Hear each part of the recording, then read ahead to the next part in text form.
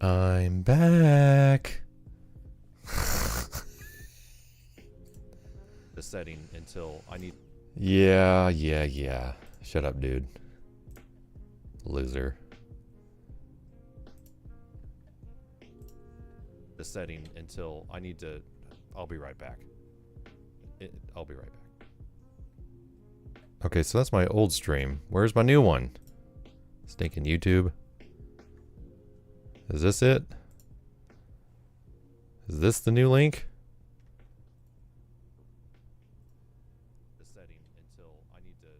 I'll be right back. I'll be right back. Okay.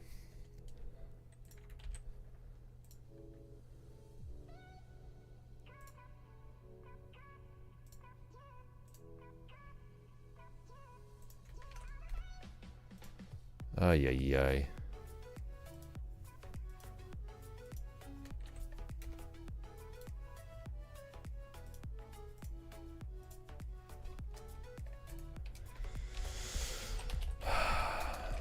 This absolutely has to do with my video card.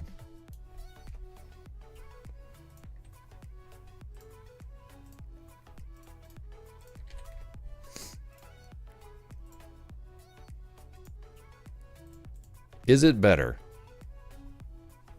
It should be smoother. I'm not recording yet. I'm also pushing out 10,000 bits. My bitrate is at 10,000.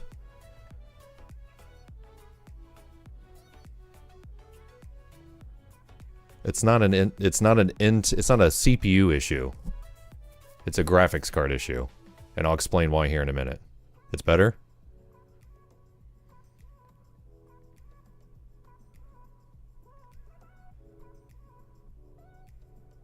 Okay. Let's see. We really want Ware Muffin to come back so I can explain to him what the issue is. Yeah, so it's my GPU. Trust me, I absolutely want to go NVIDIA, but I also desperately want to take the encoding away from my computer while I'm streaming so that I can push my computer even more for what I'm doing on here.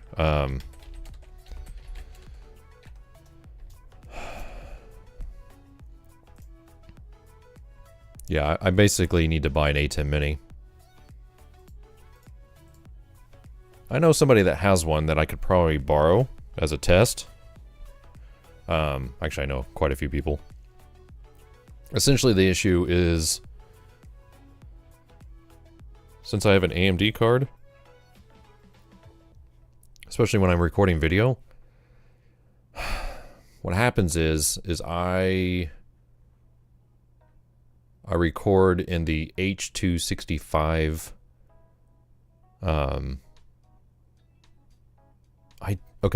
I don't need a new CPU. The CPU isn't the problem. And I don't need a 5090. I don't even need a 4090. A 3000 series video card would do exactly what I want it to do.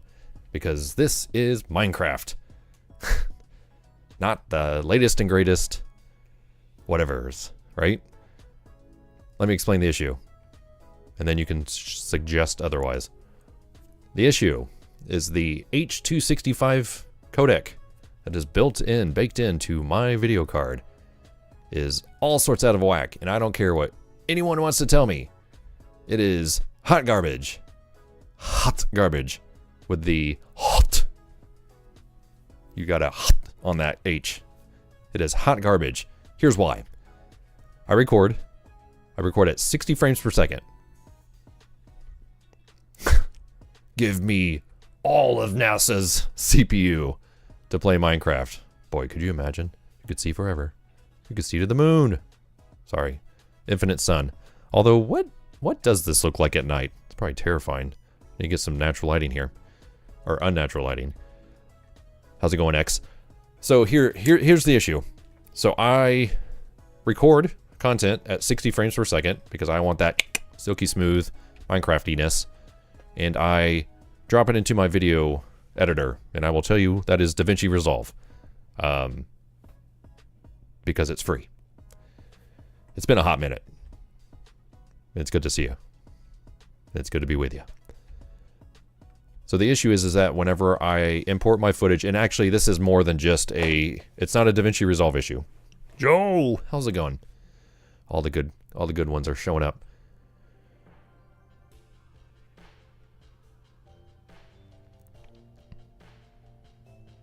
Do you have an AMD CPU because it's not compatible with an NVIDIA? What? Okay, I'm gonna ignore that. I'm gonna ignore that. That's absolutely not true. Here's the issue. So I'm just gonna ignore chat and spell it out.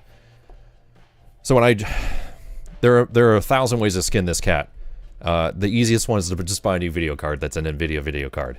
I really wanted to go team NVIDIA or AMD for this whole build. So the issue is when I drop my footage into DaVinci Resolve, my audio sounds fine. My audio plays just fine, but my video plays at twice the speed. It makes zero sense whatsoever. It's like I'm normally talking, and then it's just like blah, blah, blah, blah, blah, blah. Like, well, I guess the audio's not like that. The video is just really fast, right? And so what I have to do is I have to go in.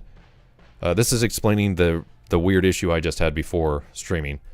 So whenever I do that, I have to change the video speed to 50% to sync up properly with the audio. And so it is unhappy whenever they update my graphics card. But what I've done is I've told them not to update my graphics card, but yet somehow it happens anyways, Microsoft. And so it's just, that's my fix. And so I thought, and so when I do that, so whenever I reduce the speed of the video down to 50%, it thus makes my video 30 frames per second. So what I did, the setting I just found, is that I put it at 120 frames per second on my recording, so that whenever I go to 50% in the editor, it puts it back down to 60, the way I want it to be. And so so my computer is decent, but it is not 120 frames per second streaming decent. That is the problem we ran into. So that's why trying to record at 120 and also push at 120 was not happy. We did talk about to tell it not to update my drivers to the stupid Windows driver, but yet, guess what happened? I changed all those settings as the late conversation we had about that, and it still did it. I am absolutely not concerned that I would never want to stream at 120 frames per second. That is called overkill. So that is the issue. So I went in and dropped it down to 60 and started the stream again, and apparently it's happy. And I am pushing it at 10,000 bitrate. And apparently it's not the end of the world because you guys haven't been complaining about that. Did we set group permissions? We probably did. And it probably still borked it for no reason. I'm going to definitely stop before midnight, and it's 9 o'clock my time right now. I will not be streaming for more than 3 hours because I have an early morning. I want to go work out and not feel like hot garbage. I got to get my son on the bus, and I have to go program some lighting cues for the next few months. I want to try to get that all done tomorrow. So that is my plan for tonight, is to not be up super late. Let's see how these look. I left these kind of alone yesterday. Oh, these look alright. So that's what I would love to figure out. Or, Joel, does it make more sense to just buy a new video card and sell this hot piece of garbage that Windows and then AMD can't agree on? It's kind of what I'm leaning towards, because that's not the only issue that I'm having with the importing. Because somebody told me, like, oh, just roll back your video driver. And I've just been having a really hard time figuring out that process to where it's all going to be happy. on these mangrove? No. These have to be a sort of a hard platform. I do have other options over here. I don't know if I've switched them all out. I also need some consensus on this, and I can show you what I'm referencing in the real world. So here's some more platforms. I'm not a fan of that one. That one is okay. This one is okay.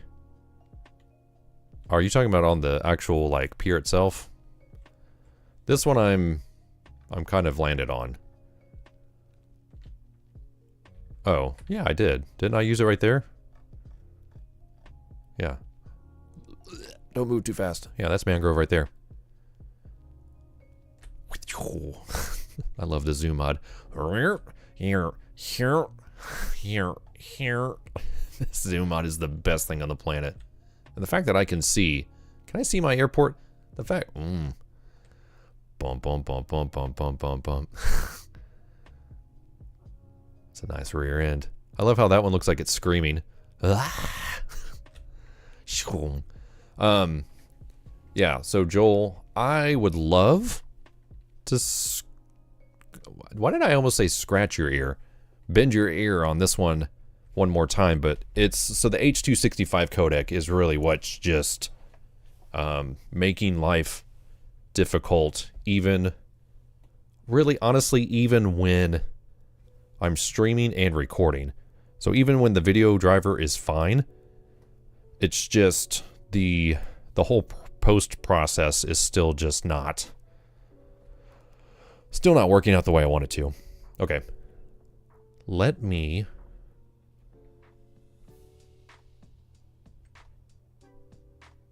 bro. How so playing with shaders doesn't make your performance better. Also, here. Let me give you what the people are looking for. Yeah, it's not the best codec. It's Shroom. Just everything has to re-render. Shroom. See? Look at those wavy bushes. Look at those wavy bushes. I see. I mean, it's fine. It's all right. Also, why is the sun there and not there? It's forever noon. Noon, not noon. Strange. Ooh. Hey, baby. You light up my life. Yeah. I'm not using... I don't need to use Optifine. I got all these other beautiful things. Silky smooth. Yeah, I literally wouldn't be able to do this in Optifine. Chef's kiss. I've got it down. It's not a performance issue. It's literally on the video side of it, not the gaming side of it, is my problem. I'm telling you, it's the card. It's the codec. Let's all agree. It's not the card, it's the codec. So, it is what it is. So, we'll just agree to disagree, but not to disagree. I don't know.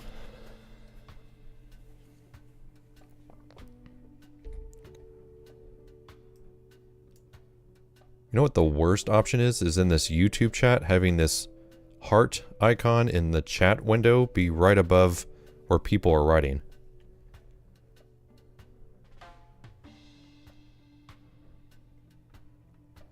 How do I get the edit stick thing? Oh, debug stick / give your username and then just type in debug stick and then hit tab to fill that out, and that's how you get it.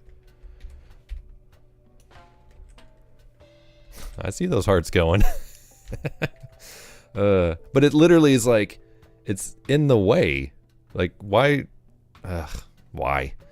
So yeah, if you need to make sure that one of your inventory slots is empty, and then you can type this command, and you get the debug stick. That's how I'm able to go, oh, I need to go over there and do that. That's how you're able to mess with blocks, like... So, yeah. Debug stick. Get over there. Hey, Joel, you might know this. Is there a way for my browser, my Minecraft thingy, the thing that I'm looking at right now, is there a way for me to keep my world edit tools when I log off? Is that a setting? Is that something that I can change? Because I literally have like a Word document, or actually it's an email draft with all the different codes for all of my different tools, and I basically have to spend a few minutes to make them happy again. Is there a way for me to save those tools in my world? That would make life a lot easier. Okay, X, yours literally says the heart thing in the, and then the heart's in the way. Mode throws the chat below the stream. Does it say threat? No. TH theater mode. What mod do you use for warp commands? That is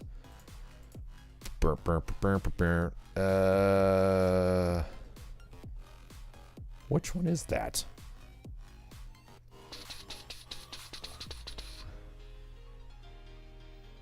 Oh, it's essential commands. It's this one right here. See how there's a warp command right here? It's this guy. It's a nice one. Okay, I can install JEI and set bookmarks. So that would save my, you know. Here, let me open up yet another Chrome window. Hilarious. So like all the brush commands like this. So like this, if I wanted to do like brush, that would do it. I'm just curious as to how that would actually mess with it. Also, I'm gonna start the recording as if this is the beginning of the stream. Hey, sweet, welcome everybody. I'm now recording, and my computer hasn't burst into flames.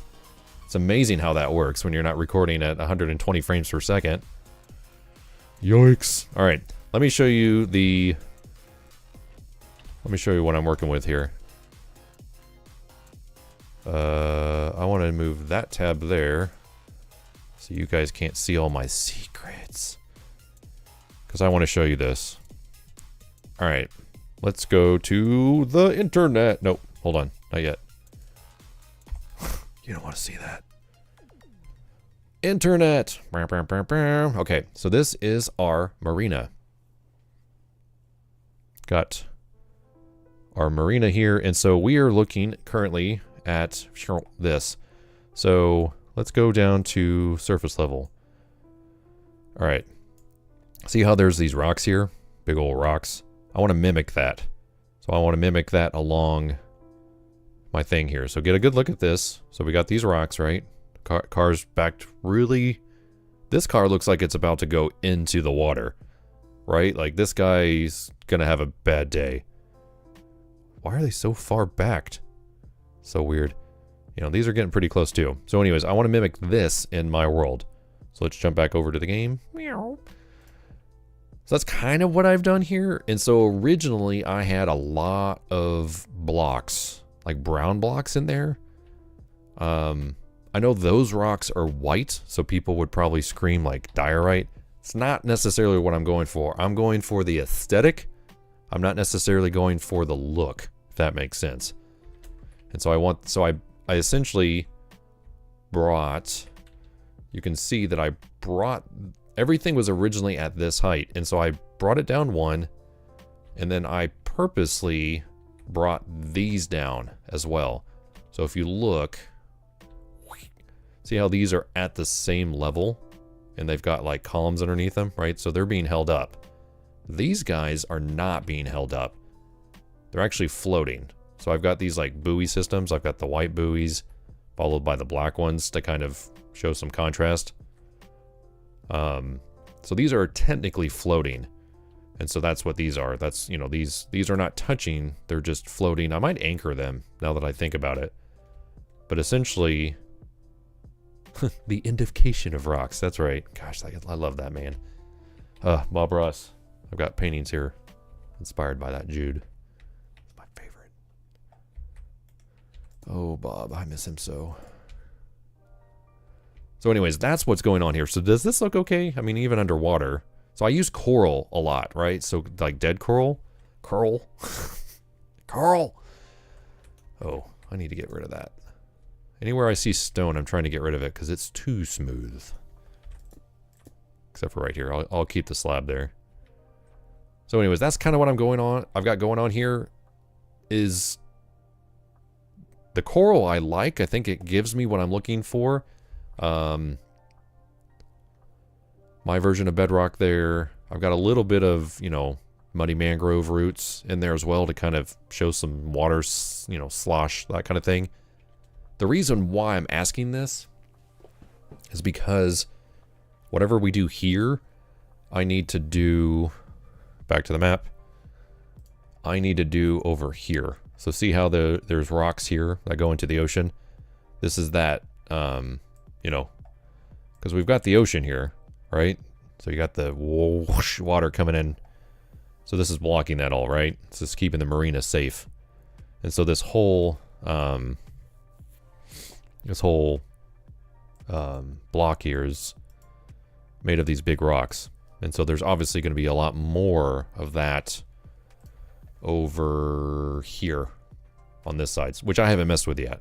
As you can tell, what's really funny is I've been recording so many replays where I've done, you know, my best to kind of blend all this in. I've done all those trees. To me, it feels like I haven't done much, but boy, I've done a lot. And so I'm working, I think I left it to where, oh yeah, so you can come in this way too. Off the highway, I guess, is what that is. Then it changes to this. So I spent quite a bit of time terraforming underwater. I'm pretty happy with this. I'm more than pretty happy. I'm pretty thrilled at how I was able to relearn world edit and oh shoot, I didn't mean to do that.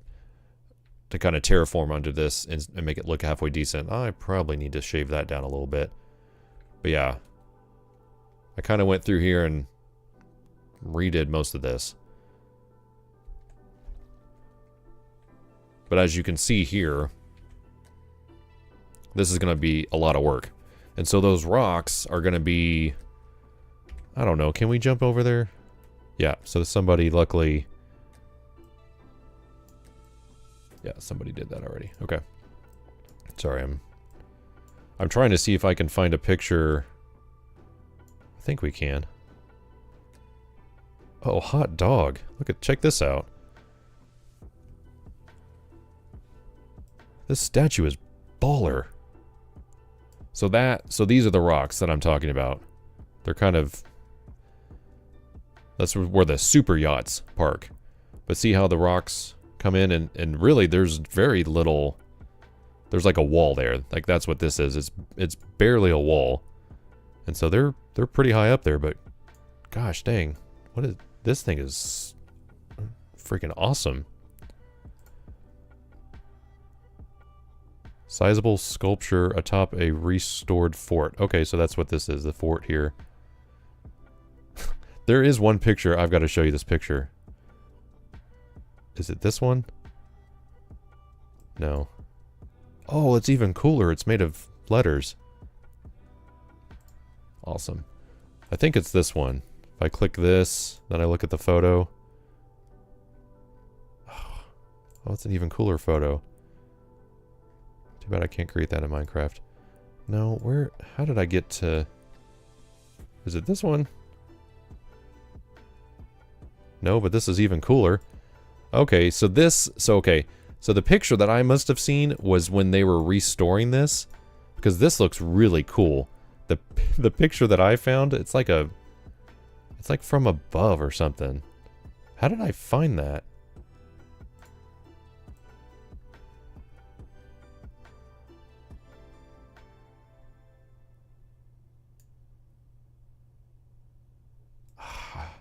I need to find the photo. Sorry, it's gonna... No, it's a restaurant. Now my nose is running for no reason. Because, you know, I got stressed out earlier. No, that's not it either. Is there a way to step through these pictures? I want to see the picture that I had before. It was...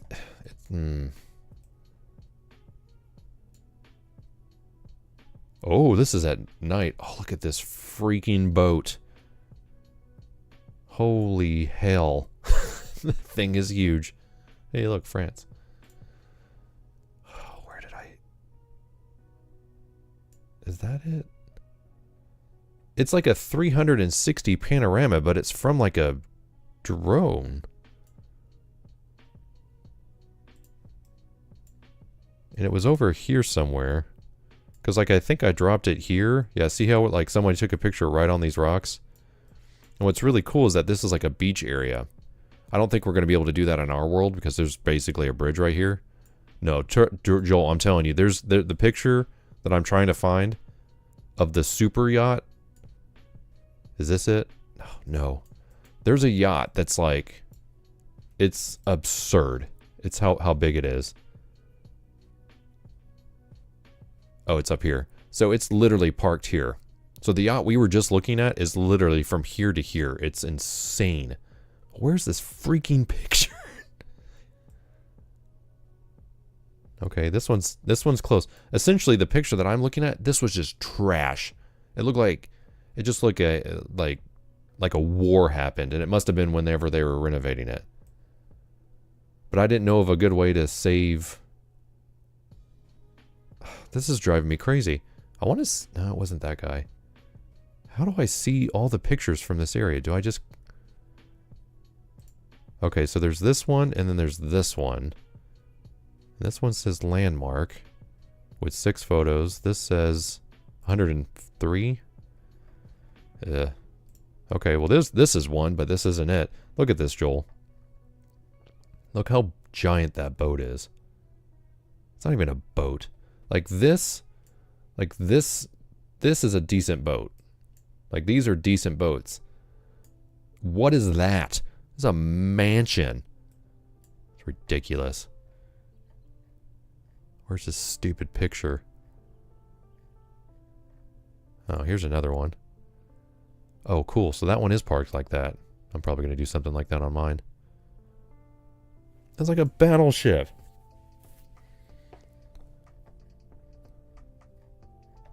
I'm determined to find this picture. We may not build anything today, but we will find this picture. I should have just taken a screenshot of it. I didn't know a way to bookmark it because of it being a Google Maps photo. Like I can save a location, but I couldn't save the picture. You'll see it whenever I find it. I had, of course, how did I find the picture without ever seeing this statue? Where is the picture? Well, apparently we went through all the pictures. I'm gonna cry. It was one of these little blue things. It was one of these things. There's like 1,000 of them. Which of your tools like fills areas with blocks, and how do I get said item? I mostly use Lightmatica. Most people will tell you to use World Edit, but I prefer Lightmatica. Whoa, this is from inside. Whoa. This is cool. Oh, you can kind of see how they rigged it too. I mean, of course, that's stuff I do for a living. Oh, interesting. A double bolt. So they built this in pieces, brought it in, and assembled it. That's smart. Oh, that's really smart. So they welded all the letters together, and then... Well, you don't see very many. Yeah, see? So it goes from here... How is there nothing here? Wow. That's a work... I mean, this is a work of art. I mean, and those welds look pretty halfway decent, too. That's a cool picture. Damn it. There's all your cursing. Is this it? No. How is that not that picture? That's definitely not a picture from those rocks. Oh, it's probably just wherever they dropped it.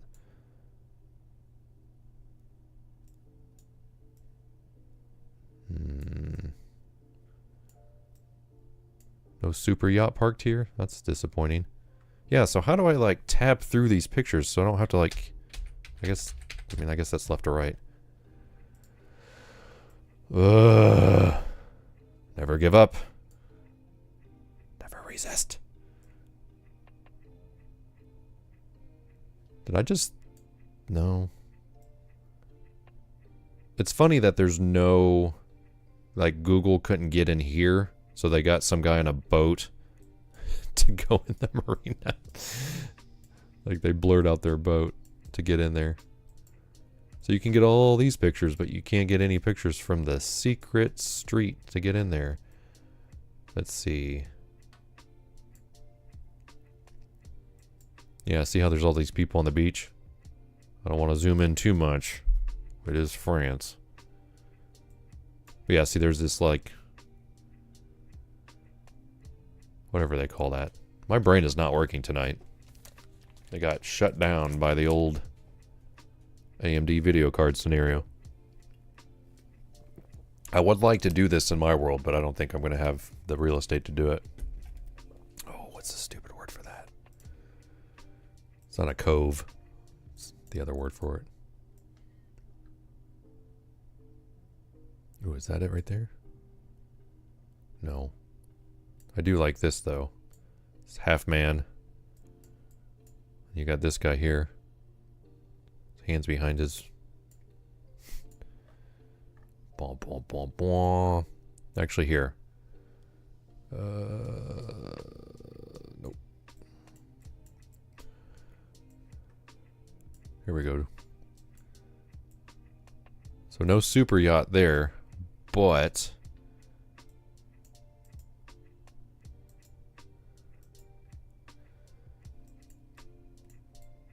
Oh, snap. There's a lighthouse here, too. Not a lighthouse, but like a lookout tower.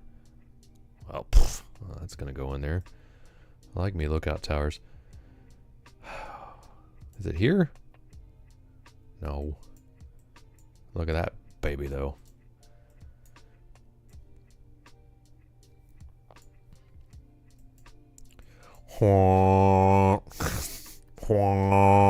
That's what deafening. Look at these. They got water anchors and these things tied off. And this, what is... This is that guy. That's what it looks like he's doing. I love it.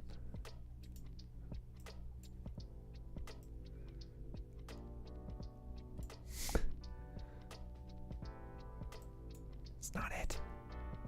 I'm going to drop on every single one of these things until we find it.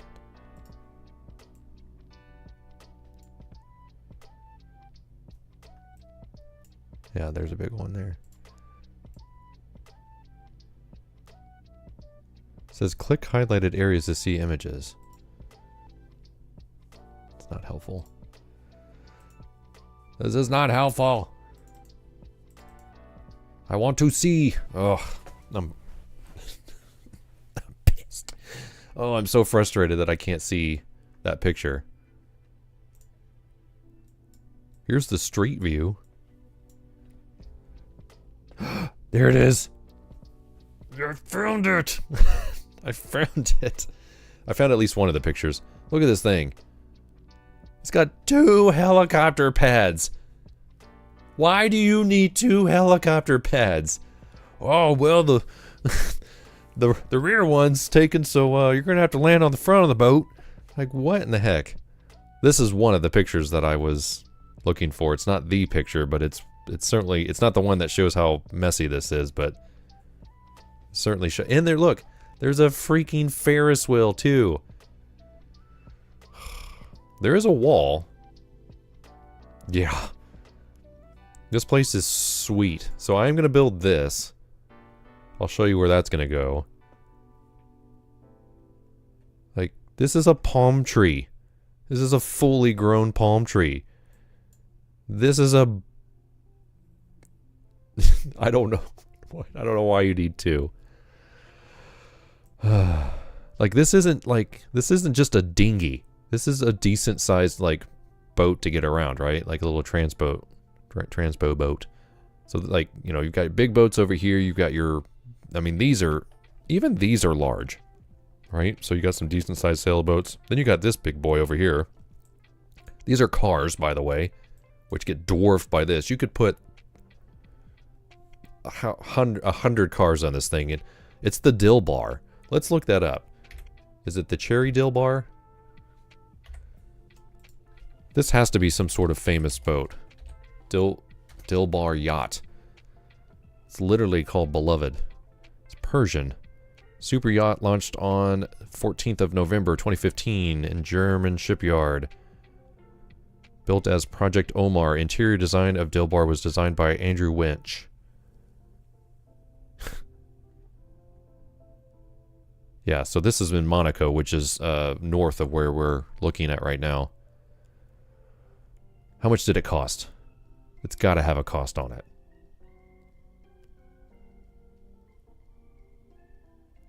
It is 511 feet long.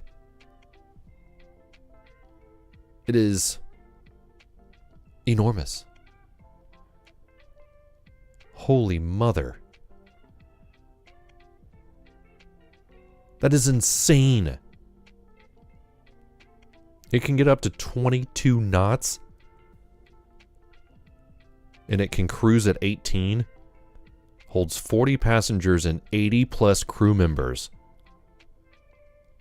Reported to have cost... See, okay.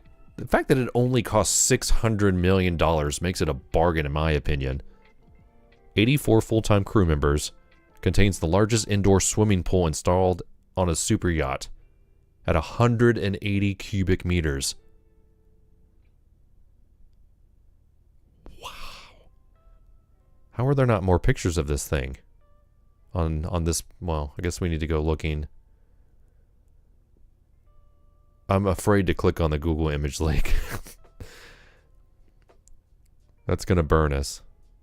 The fact that there are very few pictures of it showing up interior-wise. But basically, this was seized, right? So it was Russian. It got seized. And I think it's just sitting somewhere right now. So finding this picture is what inspired me to... I found this online. And it's what's inspired me to... yeah, 600 million. It's what inspired me to build this marina. Because that picture that I just found is it. So there's a heliport here. But you don't need to land at the marina. You can just land on the boat. But yeah, look at that thing. That was literally sitting right here. And these are cars. Like vans. Absurd. It's too much money. It's too much money. Anyways, I'm not going to find that one picture, but you get it. I like that I've been so far away from the server that it put me in AFK. Excuse me. So that's where that little fort is. That's what this outline is right here. See these two lines? And that's where the Dill Bar gets parked. So the issue that I have here is that this is all at angles. And so to build it at 90 degrees, it looks like this. It looks kind of weird. That one little thing is there. And then I've got my walls here to here. So I got walls here, here, here. So yeah. One thing that I am going to do, I've decided this recently. See how we have our interstate running this way? It's presenting an interesting challenge. So that little, come on guys, help me out here. What's,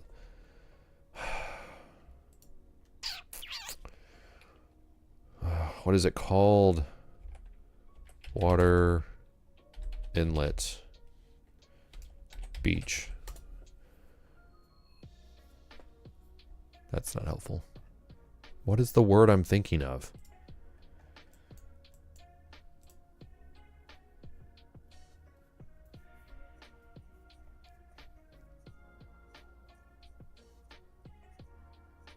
Cove. Another word for cove. Lagoon. Lagoon. That's what I'm trying to think of. Lagoon. So that lagoon is like right here. Right?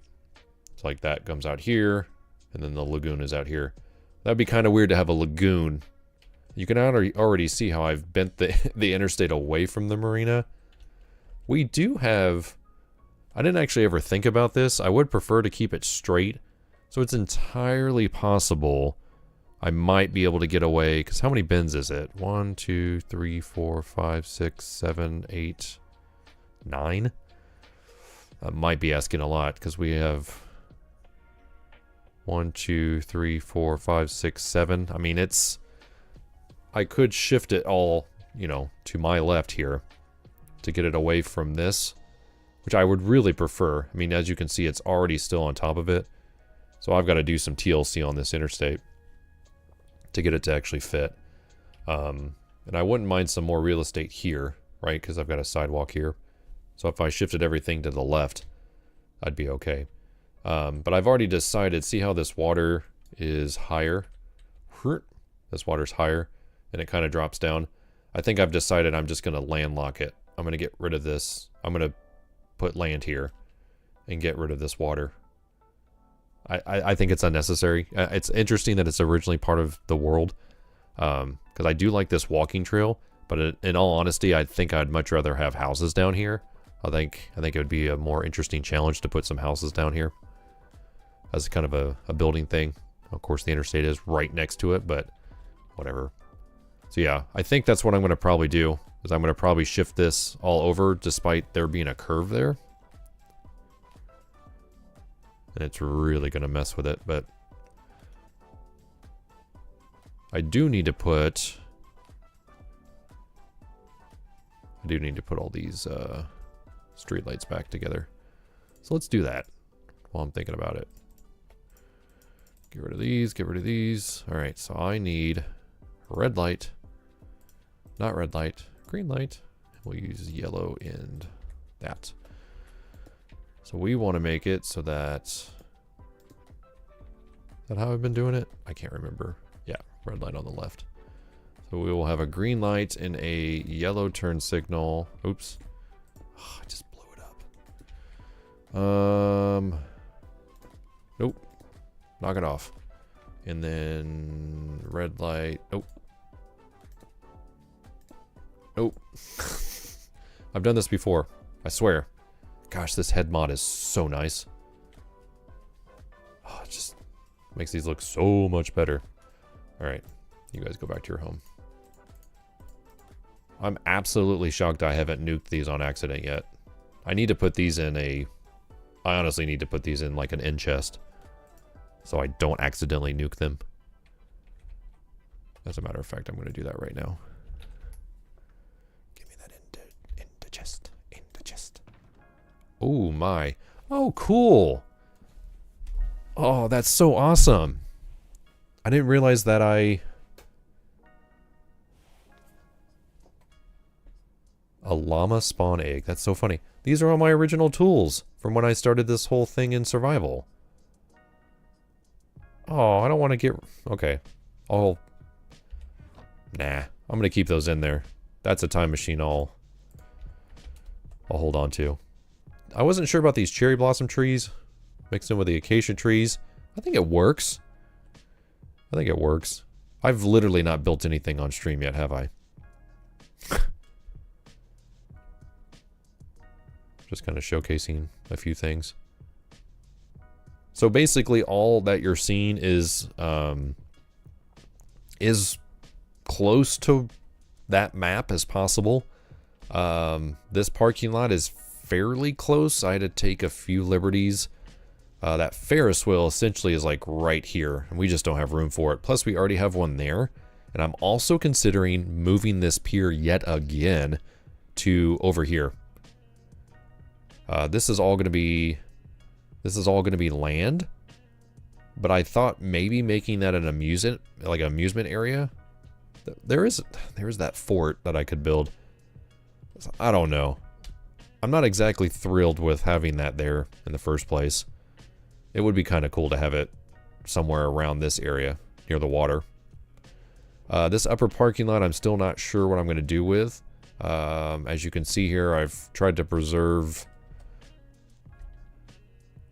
I don't know. This is like one of the last things I did.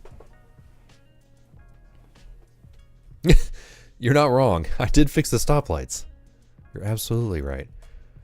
I think I'm just trying to process this last like week of building, because I've recorded a ton of stuff for replay and I've yet to go edit it. I'm traveling. Well, technically I'm on the road for the next 4 weeks, so I don't think I'm going to be able to stream for the next 4 weeks unless I do it on the weekends. I doubt it very seriously I'm going to be able to do it on the road. And so yeah, I've got to figure all that out. Doing this curve was a huge pain in the butt.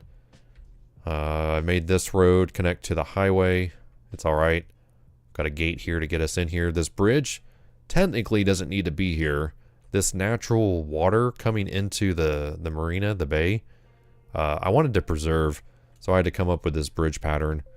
Again, I haven't been thrilled about it. The one thing it's not thrilling is, so we have this natural curve too, right? That mimics the same curve as this one.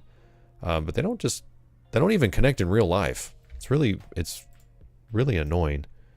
Let me show you. So we've got this here.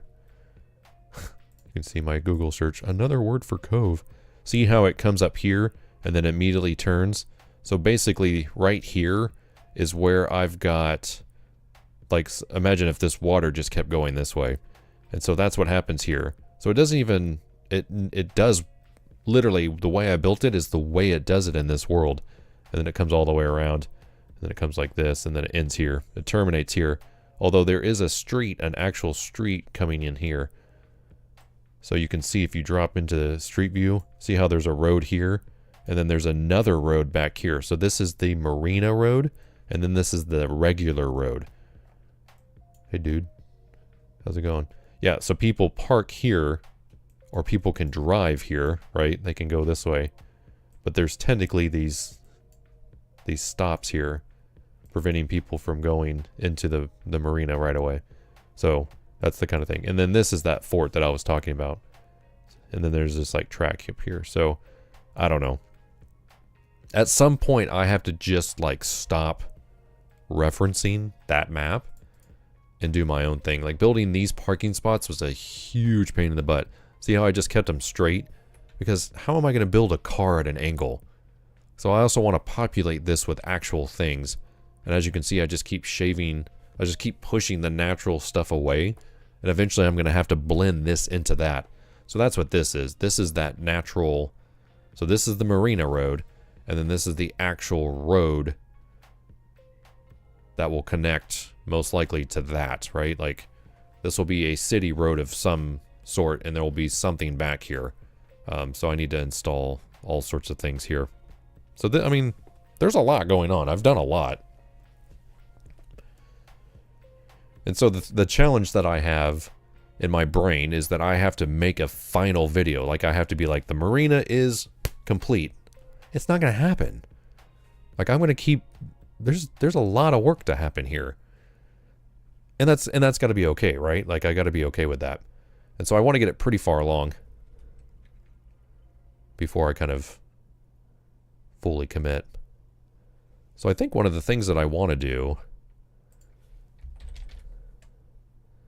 is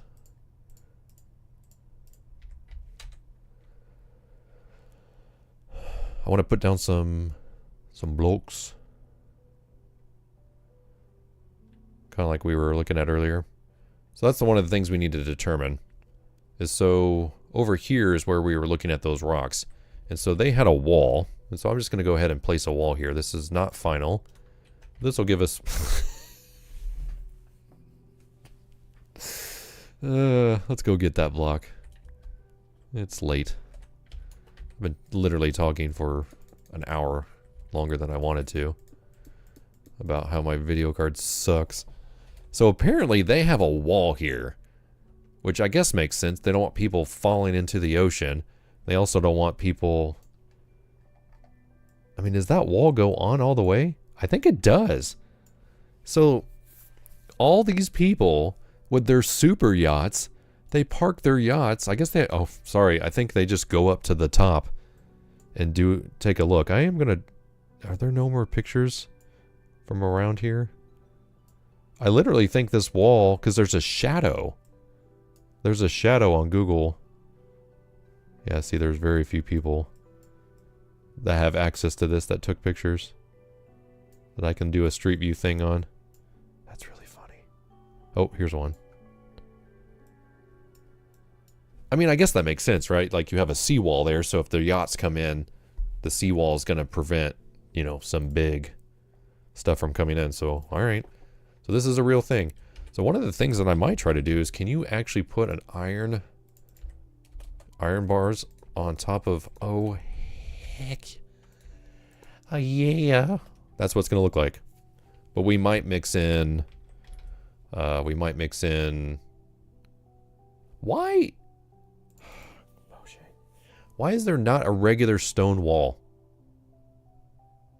There are so many wall blocks that don't exist. You can do cobblestone, but you can't just do regular stone? How dare you, Mojang? How dare you? Although I don't know how we're going to do it here. That's going to be ugly. Angles, baby. I guess we're going to do this. I hate it. Thanks, I hate it so much. Hey, we're building. It's weird how that happens. I know I can do this with tools. Not this. I mean, I guess I can, but... Let me look at stats. How many blocks have I placed? I've quit so many games.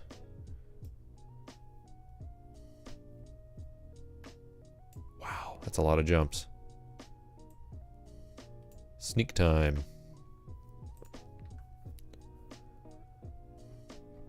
How many grass blocks have I placed? That's what I really want to know.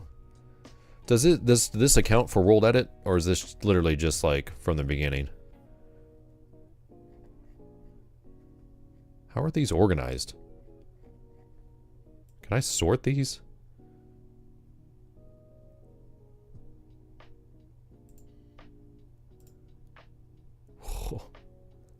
Oh my god. Oh my gosh. That's a big number. I don't know. It's whatever. I don't think that's accounting for stuff I've done.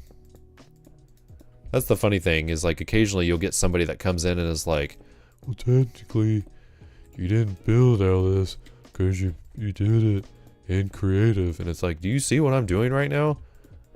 Sorry I didn't go gather the resources, but yet here I am still, you know, luckily being able to fly and place all these blocks at the same time.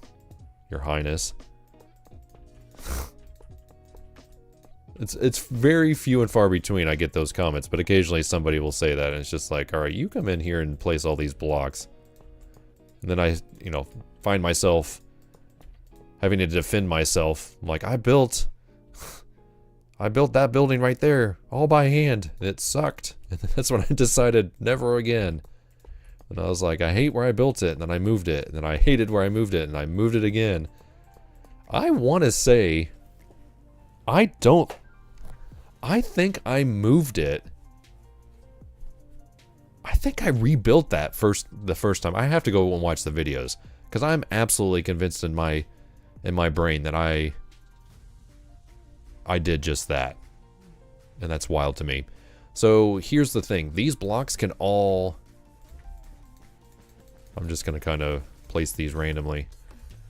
And then I'll use the wand to blank them out. So yeah, we can place those blocks all the way up to here.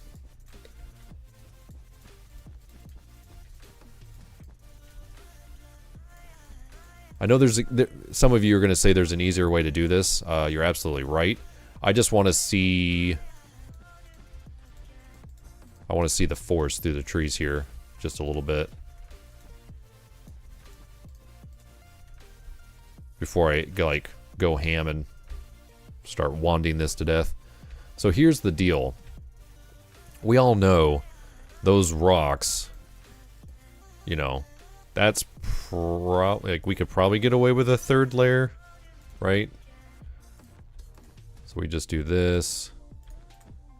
You know, we could do occasionally 3, but 2's pretty far out, and then we can drop. So then we do 2 here.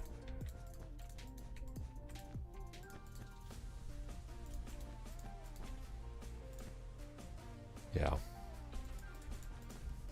So three feels like a lot. I guess I could have just done this. The Neapolitan.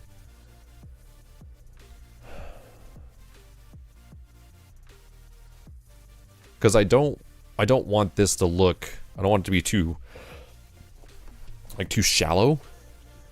So essentially I don't want it to look like you've got this and then suddenly you're underneath it. Right? Like that just seems, and then of course then you continue that on underneath, right? Like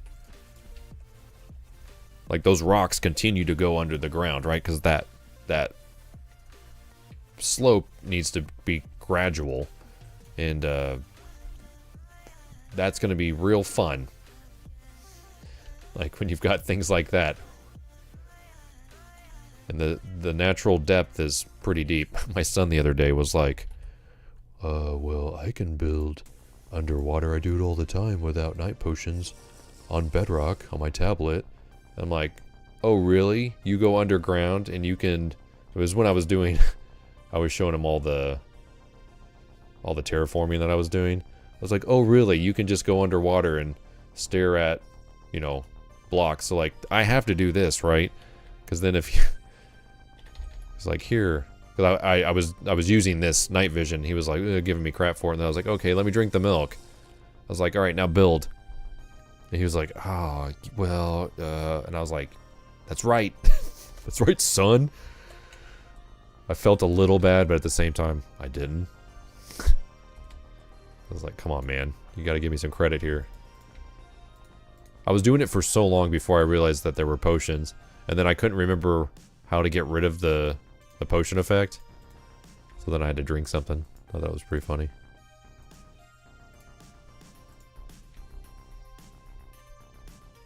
Yeah. So I think that works. So I think doing like 2 to 3, 3, and then probably back to 3, that kind of thing. And we can, you know, again, break it up. Like, it doesn't have to be like that. It can be, of course, we'd have to fix that with water. I think that works. And I want to say I want to use that block palette again. Maybe just the coral? I don't know. It doesn't have to look... I mean, how many people are going to see this? Especially now that we know that this wall goes all the way around. Right? So, like, no one's ever going to see that.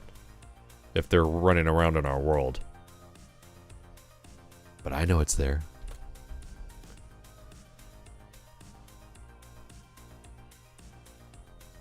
You've always used the effect command. What's effect command? Are you about to blow my mind? Effect command.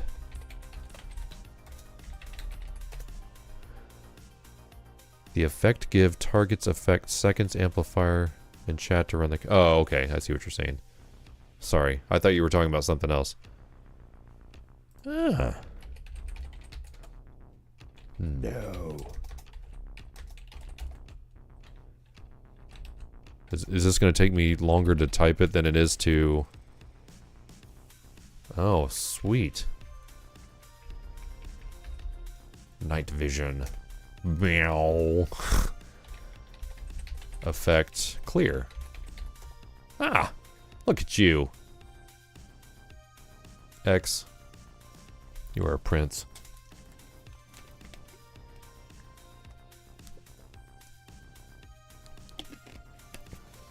That's helpful. That is helpful. The things you learn. Never thought about that. That makes sense. Makes a lot of sense. I'm not keeping track of any of this music.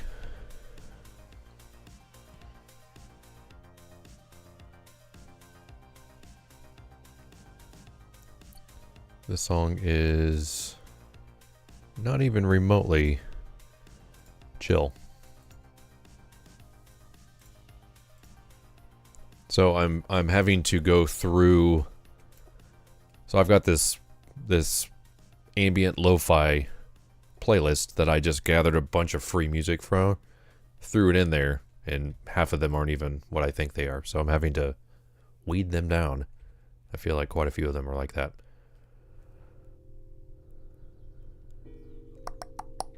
Okay. So we are going to do... We're going to do this.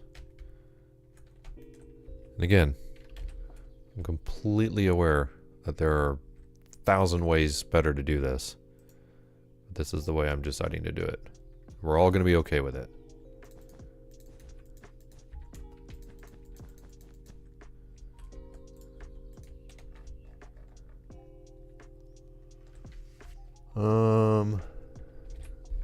Okay.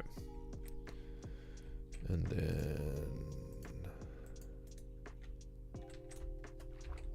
it's so weird that you can't see that through the water. There's got to be a setting for that, right? And then under this has to be, we have to do like a solid block, right? Like a stone kind of thing to support all this for when it falls through. And luckily, most of this, it's not water, it's stone. So then I do that. Okay, so now we need, so our, let's see, our mask is that lime green? Lime wool. Mask is lime wool. Boom, brush mask set. Then we do this cylinder. We'll do it at 5.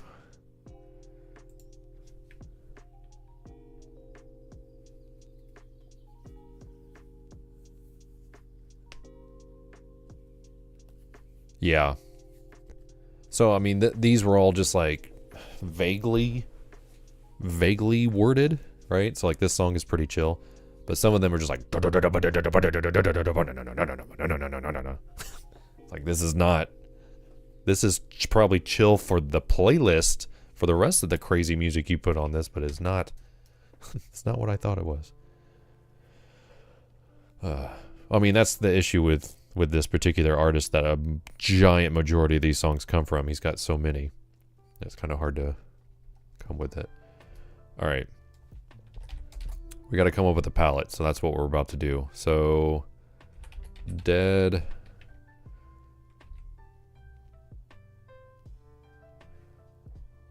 Oh, dead brain coral block, yep. And let's see, 10 of it is going to be dead bubble coral.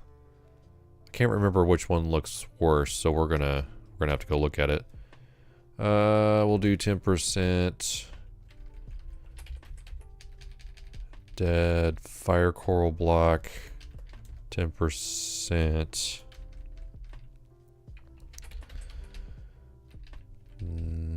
dead horn coral block. How many of those are there? Horn, tube, that's right. I think that's it. And then we're going to do 5. So then another 10% andesite.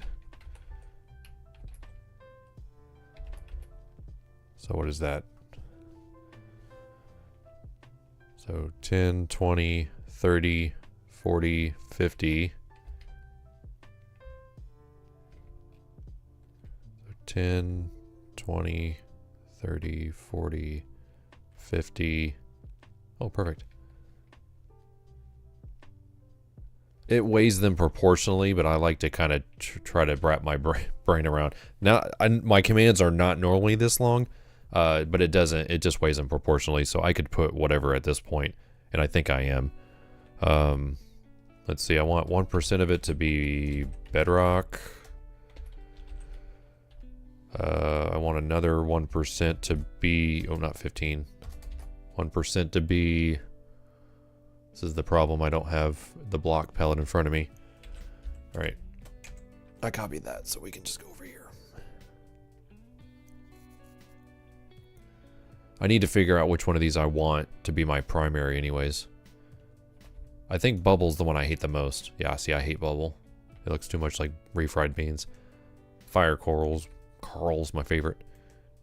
Followed by horn. So I actually want those to be higher percentages. So I want dead fire coral. And I want brain to be 5%. Okay. And then what else do we have here? We have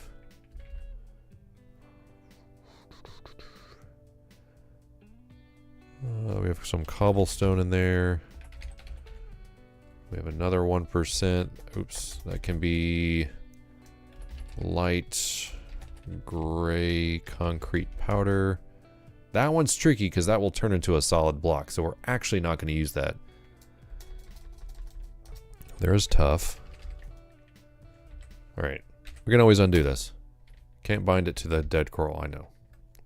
I'm such a pro at this. There we go. Alright, let's see how this looks.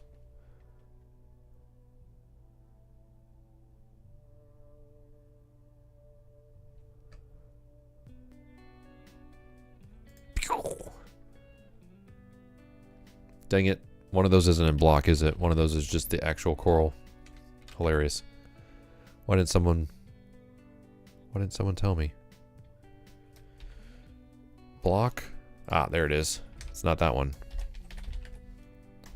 Better. See how there's no depth to it, right? So it's a little weird. Let's do undo again. And I need to remember to put air in there. Some of these blocks don't need to be there. What we'll do is we'll go through and put some half blocks in as well. But like, see how there's a hole there?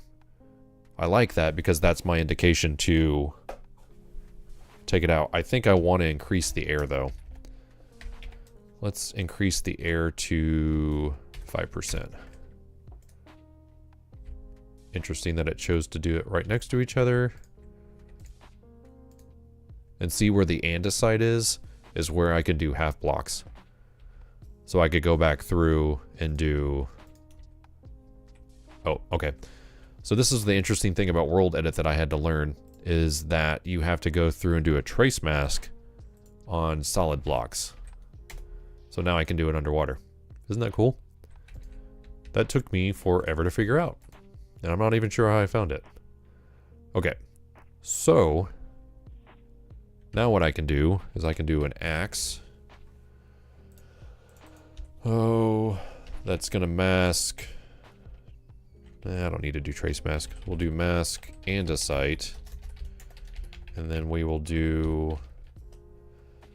Oh, let's see.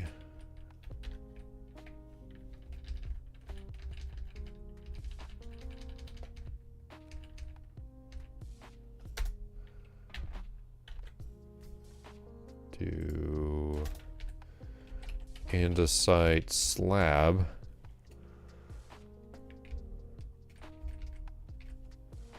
I mean, I guess 100, right? Ah, dang it. What's happening here?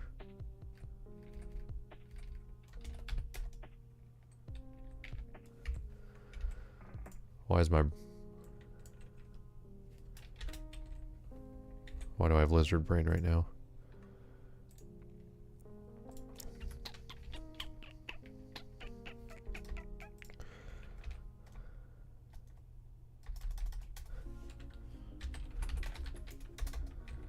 I'm getting better typing with a microphone in front of me. I'm still not sure why that was a problem. Why is this not working? Oh. Nope.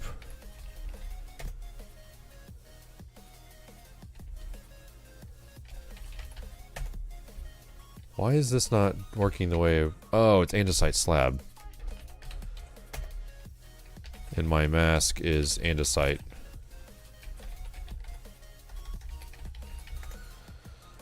There we go.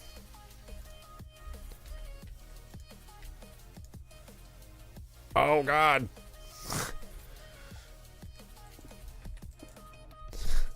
Did not think about that, did I?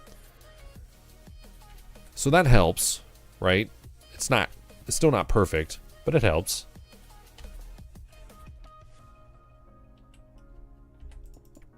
I think I still want to see more things like this, right? So I think what I should do is I should do something like this, where... So I fill this with the green. Yeah, so watch. So I do that, right? So I do it all the way down. So then whenever I run that on this particular shovel,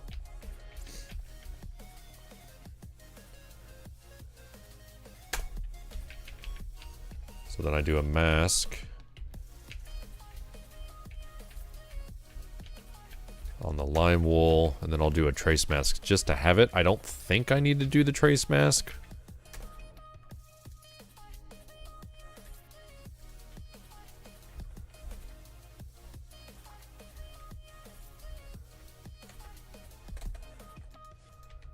This will make sense whenever I'm done with it.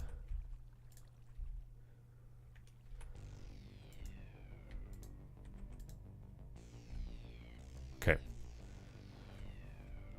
So now I use this on the slabs. See, it did it better that time. And it did some here, but interesting that it's doing the water thing, so we'll have to fix that. Oh, we'll have to waterlog those anyways, aren't we? Oh, well, it fixed it. And we don't want water there, so interesting. All right, so this is what I'm saying. So whenever I get rid of these blocks, there's going to be something underneath it. So that's the problem up here, is if I knock this one out, there's no block underneath it.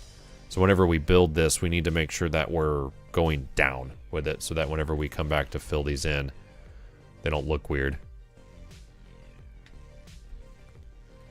I'm still not really happy with this. This is just me working through a palette, mostly. I like the palette. I suppose I could probably just go ahead and put the slabs in there versus the andesite. I guess this was just a proof of concept. I don't hate it. I like the depth. I just hate the fact that there's very few slab blocks that I can...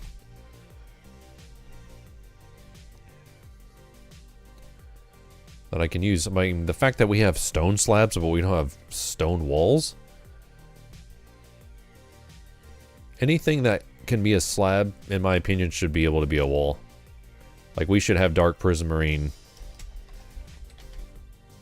Like a dark prismarine wall. We have prismarine walls. Why can't we have a dark prismarine wall? That sounds weird. That's why I had a stroke trying to say it. I don't know.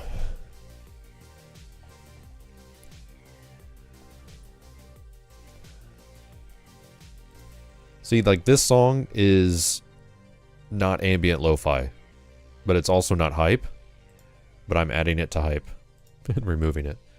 I like it. There's nothing wrong with it. It's just not, you know, it's going to take me months to get this playlist figured out.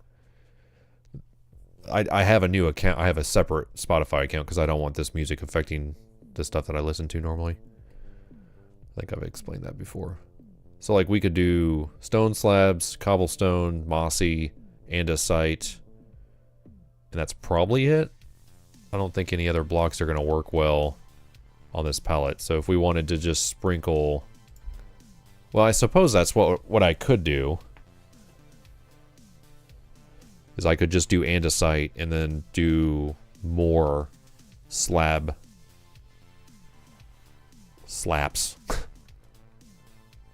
When we go through here.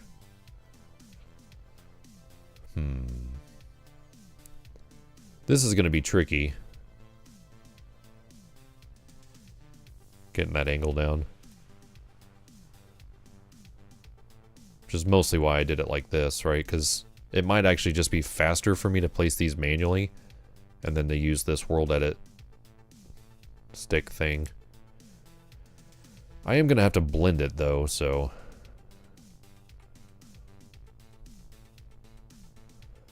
I suppose it makes sense to just do one of these things.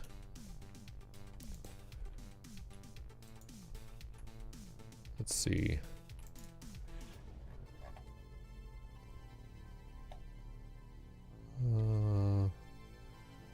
12. We'll go all the way down here. Ooh!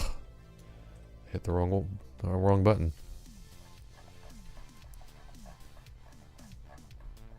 So my top artist last year was the... Here, I'm going to play it. Well, no, I can't play it because it'll strike me. There is a poke... What is it called? So I was doing this kids event for an entire week, and we had this song. Here, I can escape. We had this song that that we used as our, like, hey, you've got 3 minutes to get on stage. It was hilarious. So I would play it, and it's just a really good song, and it completely jacked up my entire, like, recommendations and stuff. Like, it's like, you played this 100 times. I was like, you're not wrong. Oh, where is it? Did I delete it? Oh, that's sad. There's no way. So the kids theme was like not video games. It was like just games. So like board games, fun toys, kind of stuff like that. So everything I built. Oh, here it is. Yeah, it's called Trapped in a Pokeball. And it's from, I think, Pokemon Gold and Silver, if I'm not mistaken, or it's something like that. And it's an amazing song. Like, it's just very, like, the kids loved it, and it just completely messed up my Spotify. So I was like, you know what, we're gonna go to a family premium account. So my wife and I had just a I don't know what they would call that, just like a 2-person one. And I thought, well, I need one for events, and I also need one for streaming now. I was like, we're just gonna go for it. So we did. It's like $2 extra. So that's what I'm working through right now, is at the year's end, it's not going to have all this like random instrumental stuff that's like, hey, congratulations. Oh shoot, that needed to go further down. And then, let's see, pull that up. 2, 3.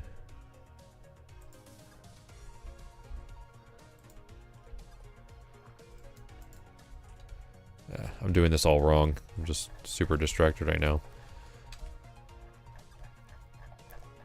So yeah, I'm working through that. So I think you get 6 accounts, which is pretty amazing for the price. So I'm gonna have one for that venue.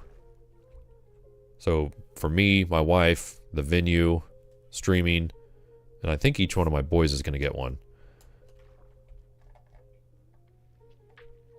Which will be great to get them, to get them started this early.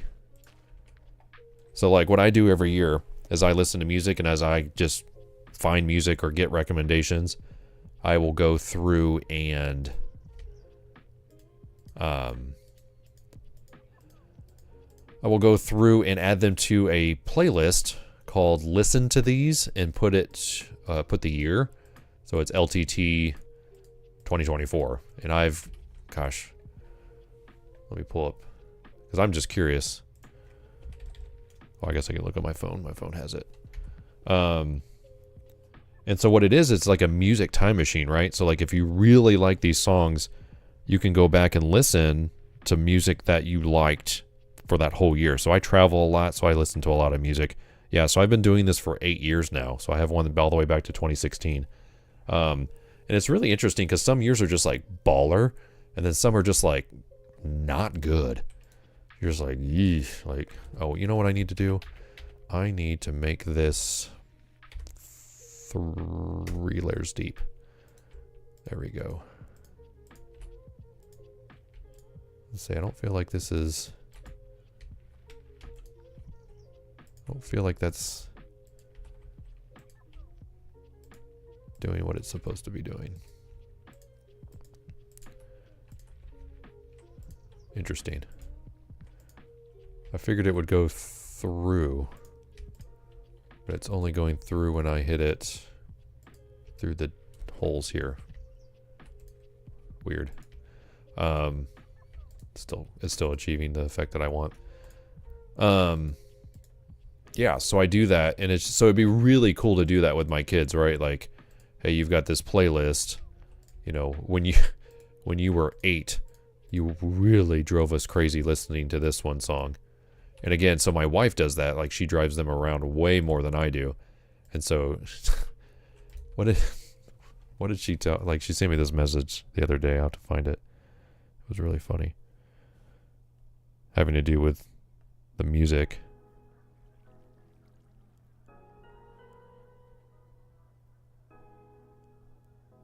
Well, that's not right. Well, one time she sent me Full Blast Cotton Eye Joe at 8 a.m. as a whole vibe. So I'm sure they were driving somewhere. She sent me... So what was that? Search... Not starred.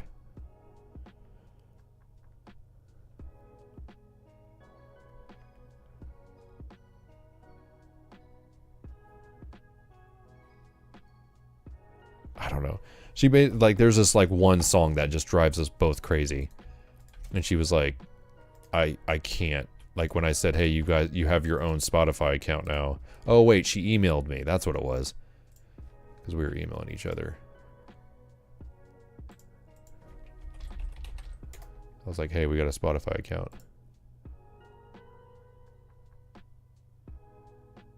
Yeah, she says, make one for the kids so my Spotify Wrapped will stop thinking I like Perry Grip. She says, Perry Grip and Cotton Eye Joe are some of my top songs. LOL, except they're not. So yeah, I really I always recommend people do that. Like, hey, as you find songs, because then what you can do is if it breaks, if your recommendations get broken somehow, you can go back and play that playlist a whole bunch. Even just let it play, like turn it down and just play it, and it'll sort of revitalize your recommendations. I find it extremely helpful. And it's, I don't know, it's saved me a whole bunch of time and frustration over the years. And it's just really cool. So like, it's like, so I travel a lot, right? And I travel with a lot of people that I've never met before. And so a lot of times, I'm a fairly responsible person. So they generally will make me rent a car for the week. And so you get in a car with all these people, you have no idea. And so then like, oh, the pressure's on. Like, you gotta pick the playlist. And it's like, I mean, I guess if we're gonna do this, buckle up. And so it's a good way to just get like a nice go-to solid playlist. Oh, we need to mask. Oh, I don't need to mask andesite. I need to make... Oh, this is where the percentages come in. Oh, let's do 50% andesite slab. Let's do 20% cobblestone slab. Let's do 10% mossy. I'm not going to type that one out. Mossy cobblestone slab. 10% stone slab. So one thing that drives me crazy is after you type the word, it just all the options disappear. It's like, no, why they still, why you be like that? What were the other ones? Mossy. Andesite. I don't think there was any more. Whatever. We'll go with this. Actually, let me copy that real quick, and then we'll look. I feel like I'm missing one. Nope. I think I got him. Cool. That's not weighed very well. 10, 20, yeah, so... Boom. Yeah, so that's another thing you can do with friends too, is like you can just start like a listening session or a playlist and just go for it. That's fun too. I've done that before. Bam. Oh, perfect.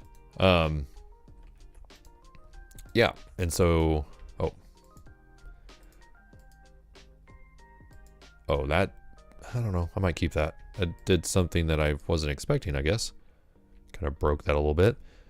Yeah, those are fun too, like road trips, and just pass the phone around, and you just never know what's going to come up next. Yeah, that'll make or break a trip sometimes. Most of the time it's like starts conversations, right? Or, you know, if you intentionally try to like break the playlist, which I like to try to do, right? Like I've got some weird songs that I'll put on. That can be fun too. Especially if you know, let's say you've got a long drive. It's really helpful to get people on board with that idea.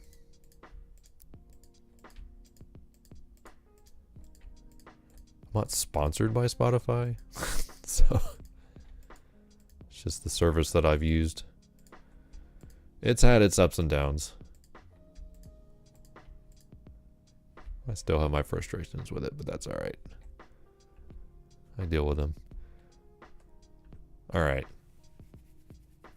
This looks fine. I'm not thrilled about this. I mean, I could come back in and massage it more.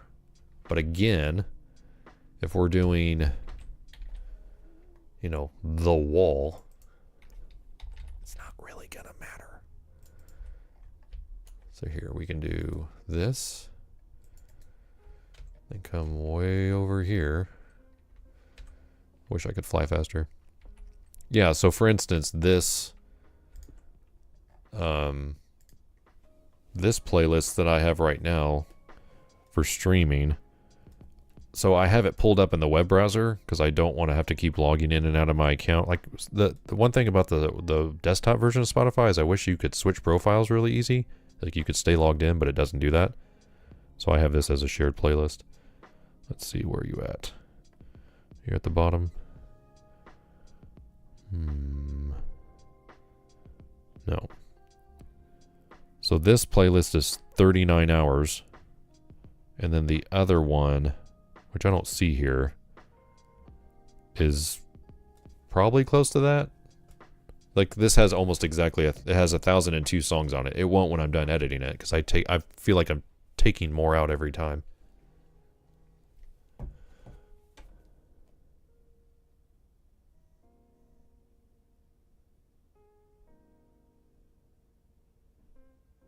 That's cool. Sorry, I'm reading a message from my wife.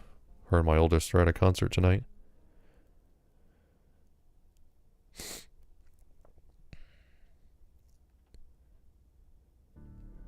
My son is going to be so tired at school tomorrow. Oh yeah, John Denver is highly underrated. I think some of the songs that he is known for aren't nearly as good as the songs. There are other, I don't know what I'm trying to say here. There are other songs that, okay, this is definitely not chill. Remove from this playlist.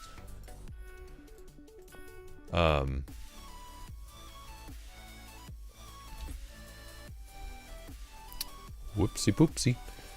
Yeah. There are a lot of people, a lot of artists that are like that, right? Like the songs that the studio wanted to push, and then you start going through their library, and you're like, what? Like, there are so many other songs that are better than these. I always find that insanely interesting. This song is a lot right now. Oh, snap. That works in the web browser too? I have this ancient keyboard. It's a Logitech keyboard. And it has the media controls on it. I didn't realize that it would actually... It works when Spotify's... So I guess I have this window. It's pulled up. I wonder if it would work if I had the window hidden. But yeah, it's...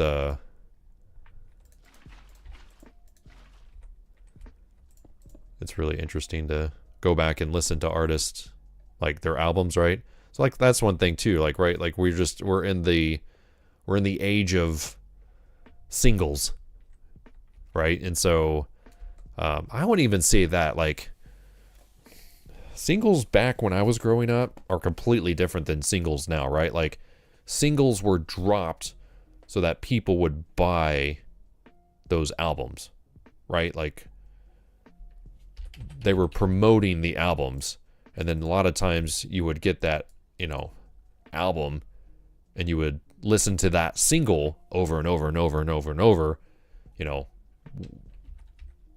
before CDs even, you know, with cassettes. You were almost kind of forced into a pattern of listening to the other songs otherwise. And I've always found that a little fascinating at how studios pushed, in my opinion, most of the time, the wrong songs. Yeah, same thing with movies. And so, yeah, it becomes this whole thing where it's like, you go back and you start listening to these albums, especially ones that you grew up in, and you're just like, man, these albums either slap or they're just garbage, right? Like everything else on them is just bad. Or it's like, wow, this song is so much better than the one they're known for. And then you know, of course you get those like one-hit wonders, which you kind of feel sorry for. I think putting a little bit of water up there too kind of makes sense, because the, you know, water would kind of splash, get congregated. I don't know. I've had a really interesting idea for something music related that I would like to find time for. It's just really hard to do with, one, I don't have a ton of time, but two, I would really like to not go to jail for copyright, because they just make it so hard to cover music anymore in the world we live in.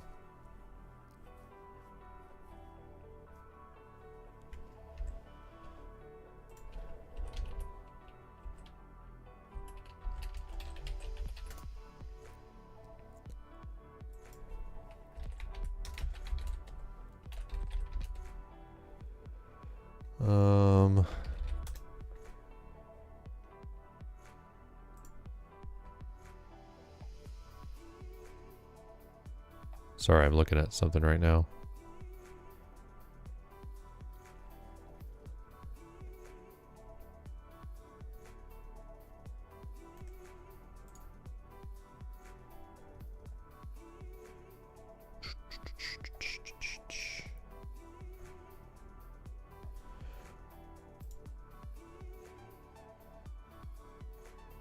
Well, so, okay. X, are you talking... Okay, there's a movie that no one remembers from Disney that they pushed super hard. Came out around the same time as Treasure Planet, which they didn't push at all.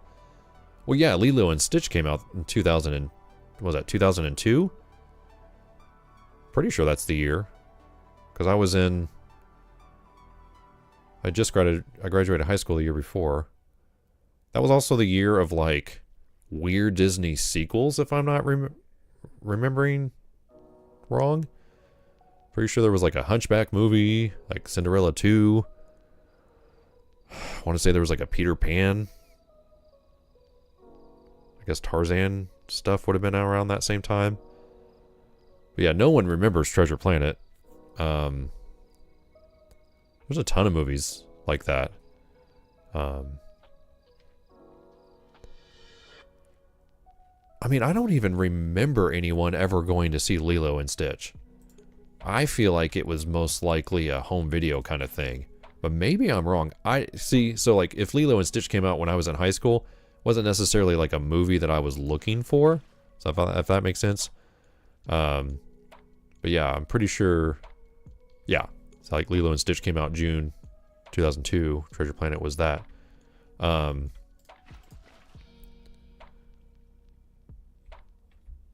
It's weird that I remembered that. Things that your brain just holds on to for no good reason. By the way, I'm not hating this block palette. As you can see, I'm kind of massaging it a little bit.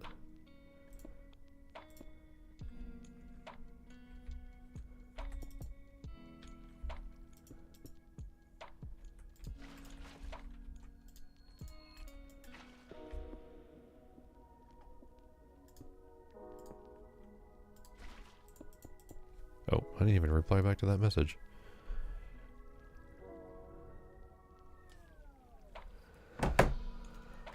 But yeah, so I'm traveling for the next 4 weeks, so I've got a laptop, like a gaming laptop. So what I'm hoping to be able to do is record a bunch of time-lapse stuff on the road, and then come home and toss it in an editor real quick, and then get it to you guys so you can kind of keep track of how we're doing in the world. So like stuff like this, I could be working on, you know, off camera. I don't have to be doing this during a stream. It's not super exciting, but hey, we're having good conversations, so I don't mind it if you don't mind it. But yeah, I love talking movies. I mean, I talked movies for years in a podcast, so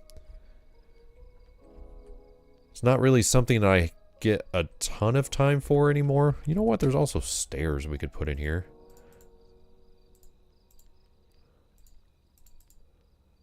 You know what I'm not doing right now? So I'm not recording this with replay mod. Whoopsie. But yeah, replay mod is just what I can do when I'm on the road. Do we want to do stairs? Or is it too detailed? I think I want it. I'm going to veto stairs. I think stairs are too detailed. In fact, they're too detailed. It's alright. I'm going to figure it out.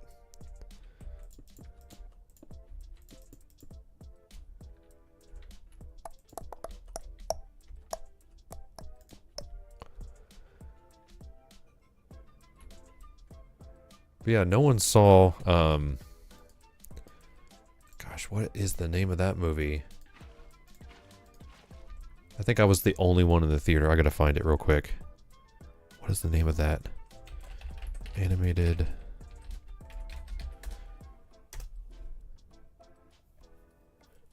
Titan AE? Is that what I'm thinking of? Yeah, it came out in 2000, but I don't think that's not the right one. Or is that the one I'm trying to think of? Clearly I haven't seen it. But I was just like, that movie wasn't bad, and no one saw it. Yeah, these days I ingest way more television than I do movies. Is that what I'm thinking of? Titan AE? It would make sense if I went and saw it, because it was 2000, so I'd have still been in high school. I feel like nobody saw that movie. How much money did it make?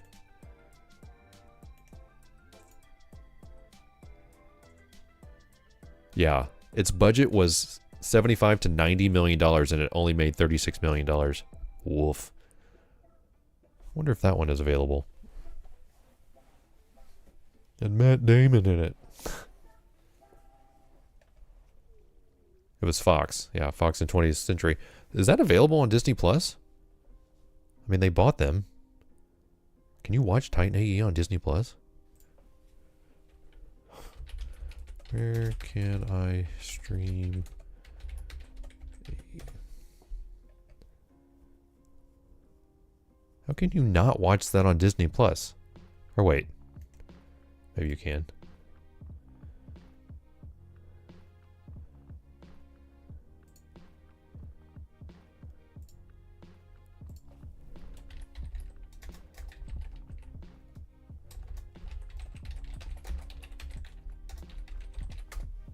This is super exciting, I know.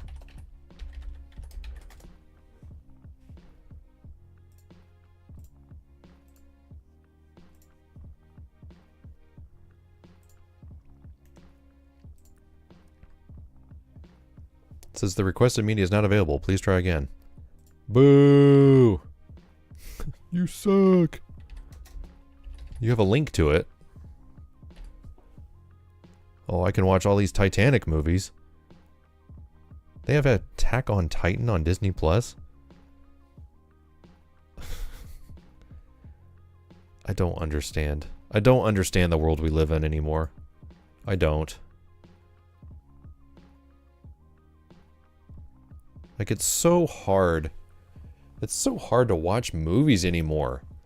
Which is why I have a whole bookshelf full of DVDs and Blu-rays that I have no problem going back to and watching.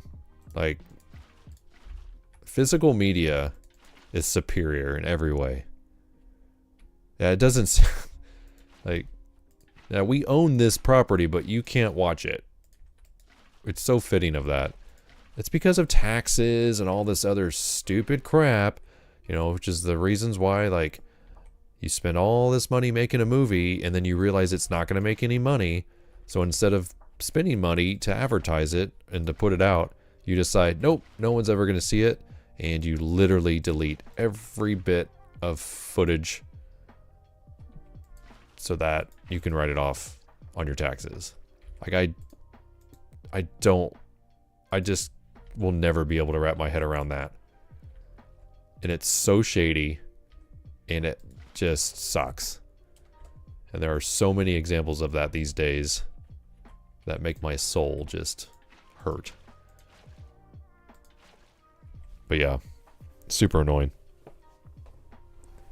But like, I could just be like, hey kids, we're gonna watch this movie. We're gonna see if it's as bad or good as Dad remembers. I'd go to the bookshelf, I'd pull it down. I've curated all these movies over the years that, you know, we didn't have streaming services. Back in my day, I totally understand that's what I'm doing right now. But it's just a frustration. It's just, you have all these capabilities and you have all these paywalls, and yet there are still things that you cannot find and watch at your leisure. I mean, of course, there's all these other... Oh, it's definitely tax evasion. It's the dumbest thing ever. Like, it's saying I can watch it on Hulu with a premium, which I don't think I have anymore. I think I got rid of that because I just wasn't watching it. Like, everything's on... Like, so here we go. Hulu Premium subscription, Sling, Roku, Amazon... Is it Filio? Those are all subscriptions, which I don't have any of those other than Hulu. And again, I just went to the ad version because we weren't using it as much. And even then, I still don't know if I'm going to keep it.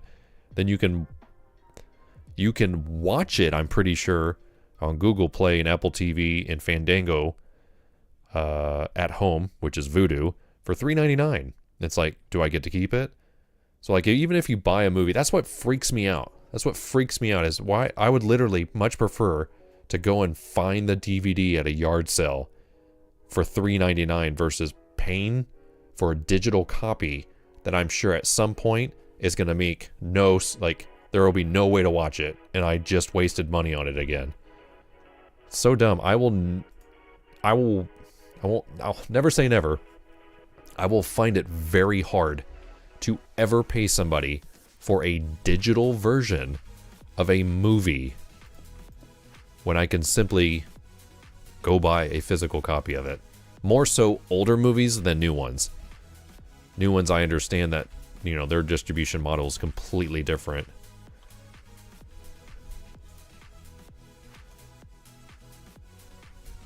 I guess it makes sense to put some rocks up here too, right? Some of them got pushed up. But yeah, that's one that I'm just, I can't get behind. It's like, no, we're gonna make it so that you we own the ability for you to watch this, and you have to watch it on our service. Just like, here's a special place for you.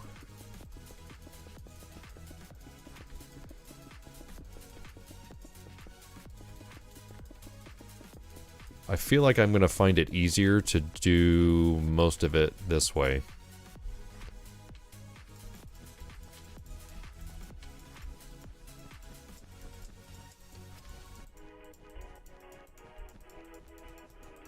Yeah, like I still have a very nice DVD player that I can break out at any time, plug it into my TV, and have a decent night of the movies. And that's honestly probably something that I'm going to most likely start doing more of, is going places and finding copies of stuff that I know I'm going to want to watch down the road. And I'm just going to be the grumpy old guy with a DVD and Blu-ray player. That's the only reason why I bought a PlayStation back in the day. Because it was the cheapest way to get a Blu-ray player. And it still works. It's still great. Still a great Blu-ray player.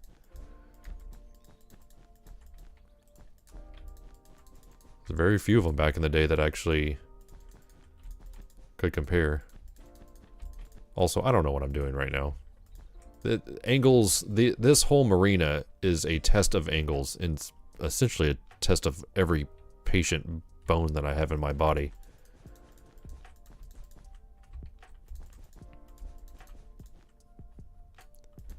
Yeah, that's one thing that I've been thinking about lately. It's like I want to be able to, like, and going to the movies these days is just so expensive. And it's just like Titan AE. It probably isn't good.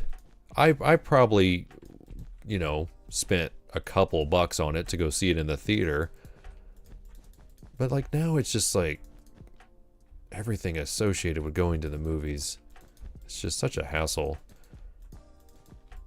So it's like I don't want to go to the movies unless I know it's going to be good. That's the thing, right? Like you just can't rely on movies being good anymore and worth your money, which is so sad. I hate that. I hate discovering movies.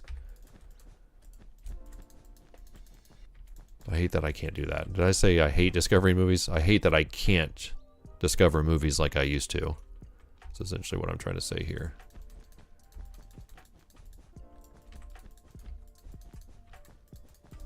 Because, you know, when you went to the movies, you're like, oh, well, I guess, you know, I'm out. Well, that was, you know, $10 worth of entertainment. Whereas now it's like even if you just go, it's just like, well, there's almost $30 down the drain if you know, go to a decent theater and, you know, happen to want to eat something or drink something, unless you sneak it in.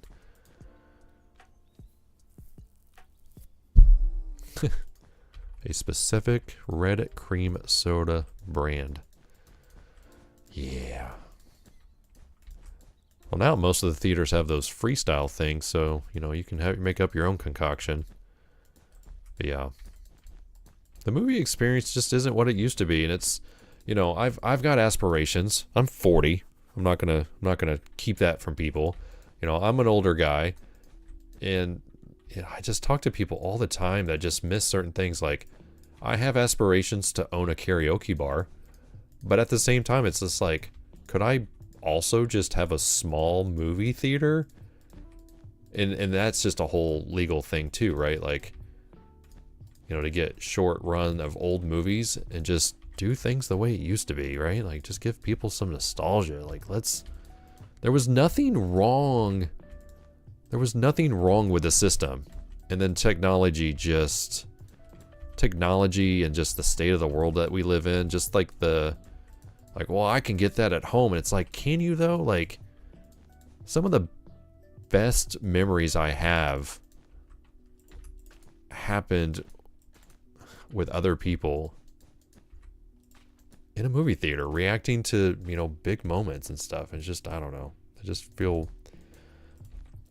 I feel sad that my boys especially don't get to have that same experience. Like, we went and saw, I think the last movie we saw in theaters was the animated Ninja Turtles movie.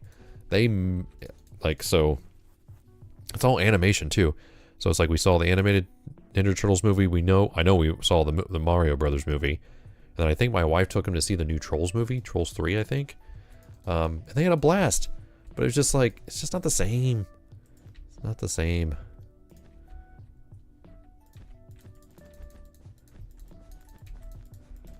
It just makes me sad.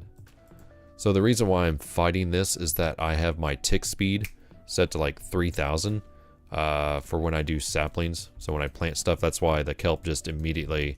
So if I like cut it down here, watch. Alright. Sometimes it'll stop, but then sometimes it just shoots up. See how much faster it is? So a lot of times I struggle to get blocks placed before it grows up again.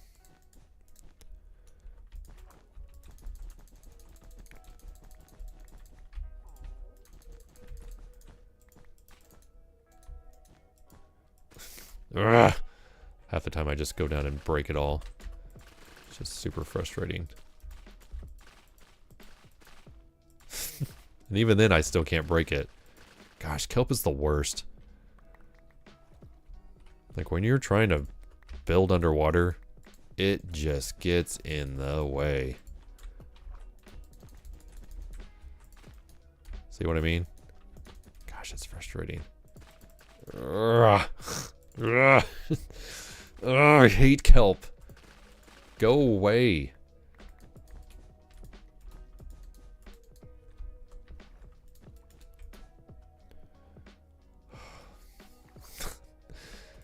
About to rid this. Stop it. The funny thing is that none of this, you know what? None of this kelp is going to exist anyways. I've got to get rid of it to even be remotely. There we go. Let me get rid of that. That's not a world edit command. It's just a fill command.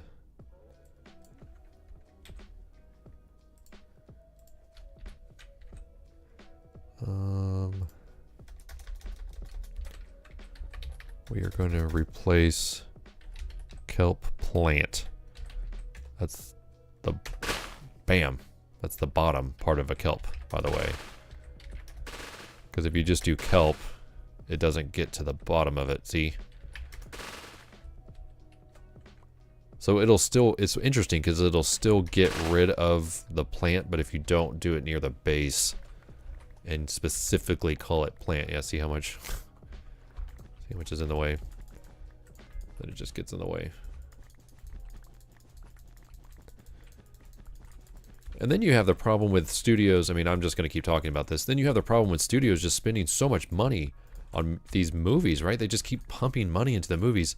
And then they have this like super high expectation that it has to make so much money to be profitable.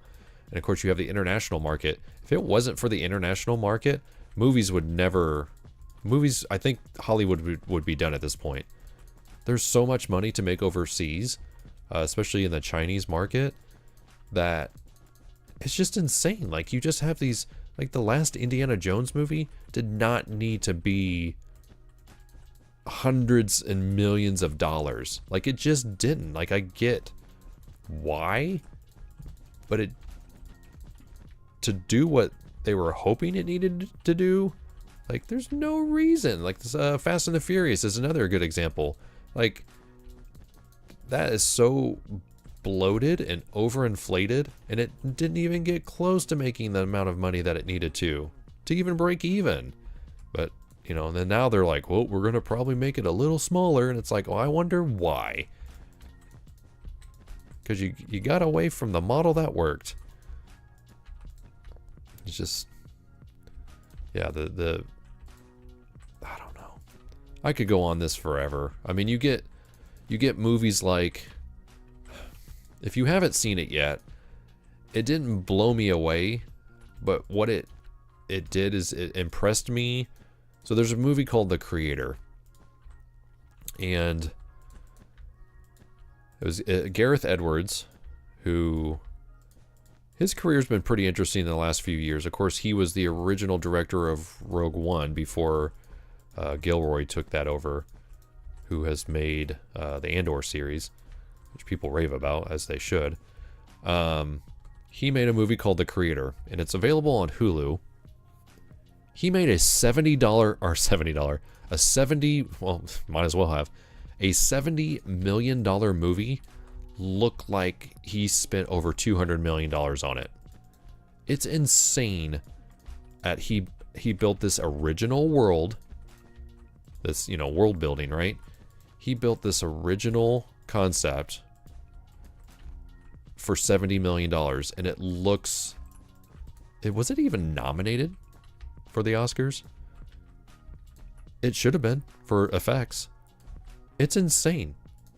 It's kind of the whole District 9 Chappie thing, right? Like, those movies, even to today's standards, look so good from a special effects standpoint. But then you have these movies where, like, you're spending, for every second of film, you're spending over $1 million. And it's just like, why? Why hasn't technology reduced the cost of making movies? I know there's inflation, and I know there's all that, but you're killing creativity. Forcing people into problems forces them to be more creative. Limiting people's resources force them to be more creative. Minecraft is a great example of that. If I had all the color, like these walls, right? Like I just complained, like, why don't we have stone walls? Well, now, Jason, you have this. Figure it out. And I figure it out. Forcing people to have less resources forces them to either quit or to be more creative and create some of the most amazing things ever. A great example of that, Steven Spielberg, Jaws. I still have a hard time going in the water and not immediately thinking, is there a shark nearby? And I'm absolutely convinced it's because of that. Also, the movie Orca probably does that more than Jaws. That movie is way more terrifying than Jaws. Whew. That movie's scary.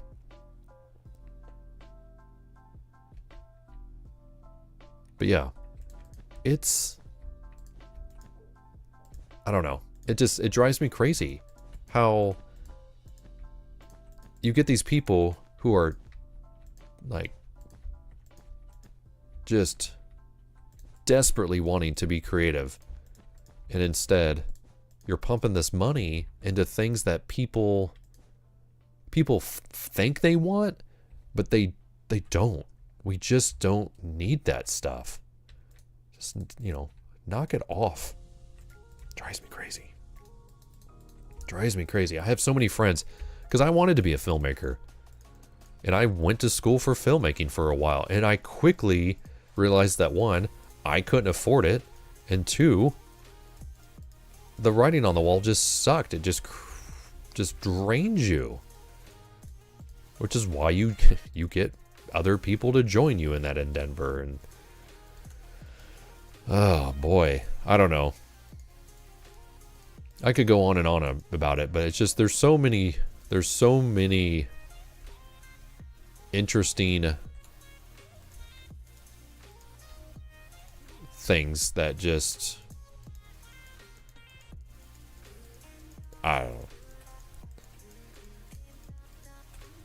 It's easy to complain when you're not in the thick of it, but it's just, as an outsider at this point, I'm so worn out. Just so worn out by the process and what's out there and knowing what could be and what has been. So I watched, what was it? I watched Jurassic Park with my boys not too long ago. My youngest was terrified in the most amazing way. Not in a bad way, probably the exact same way I was when it came out. Although I was older. I was much older. I was a teenager. But that movie holds up. That movie holds up so well. From a storytelling standpoint, and from a special effects standpoint. I mean, there's still some weird stuff in there, but boy, like, I could feel, he was sitting next to me, I could just feel his whole body tense the whole time, and I had to just keep telling him, hey, it's not real. It's not real. And he had, you know, we paused it one time. It's like, oh, I need to go to the bathroom. I'm like, I think I know why. And it was like the last 10 minutes of the movie, right? Like, it just gets bonkers, and it's just like storytelling at its finest. And then that whole, you know, oh, we gotta keep making more of them. We gotta keep making more of them. It's just like, I get why. And then now, you know, you've got the Jurassic World series, and I think they're quickly realizing that nobody wants that kind of stuff. Like, I'm tired of, you know, being able to predict every part of every movie that gets released. Like, let's go. Like, let's tell good stories. Let's pay people a fair amount to be creative. And let's take our time, right? Like, it's fine to take your time. Keep rushing all this stuff through, and it just ends up becoming hot garbage. How's it going? We're talking movies. And how things used to be. And how old I am. But yeah, I still have friends that are in the business, you know, and they're getting put through the ringer. And they're just, you know, I'll read their scripts and I'm like, oh great, and they'll get it picked up, and then you just see what the final product is, and it's just like, what happened? And they're just, you know, they're happy to have work, they're happy to be getting paid, but, you know, it's just like, once certain people get their hands on stuff, it just kind of just goes to crap. But yeah, force people into fewer resources just forces people to be way more creative.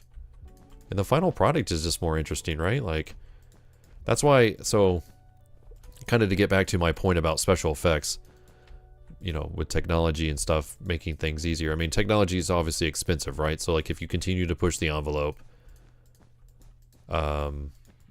those things are going to be expensive. So like the volume, for instance, like the, you know, the virtual set that they use for all the Star Wars stuff, including other things, right?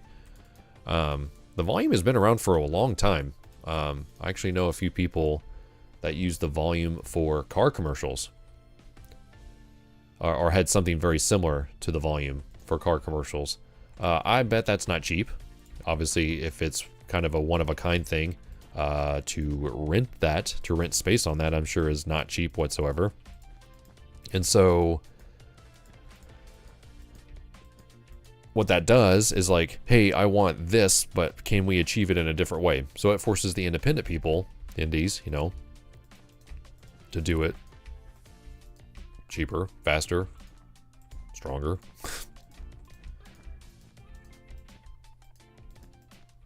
But then by that point, the people with money have already moved on to the next big thing. And so, you know, there are certain devices, storytelling devices, that can be done with, I don't know what I'm trying to say here.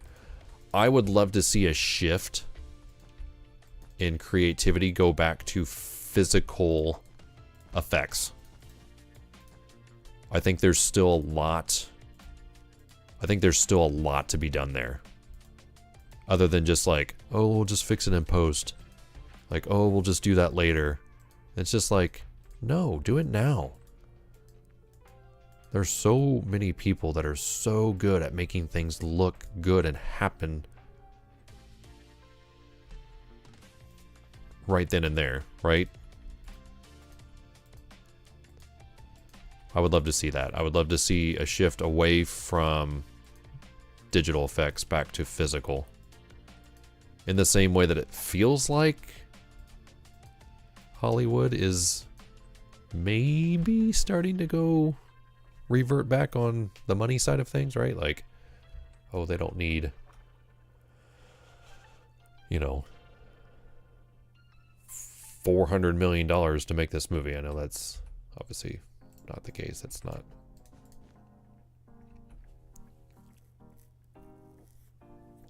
Well, the other issue too, in this, and this is where I have a number of friends. You know, why am I doing it like this? Should just do it like this. I've got those friends. Some of them, so I know a number of writers, I know a number of cinematographers, and I know a number of digital effects artists. How's it going? All coming out.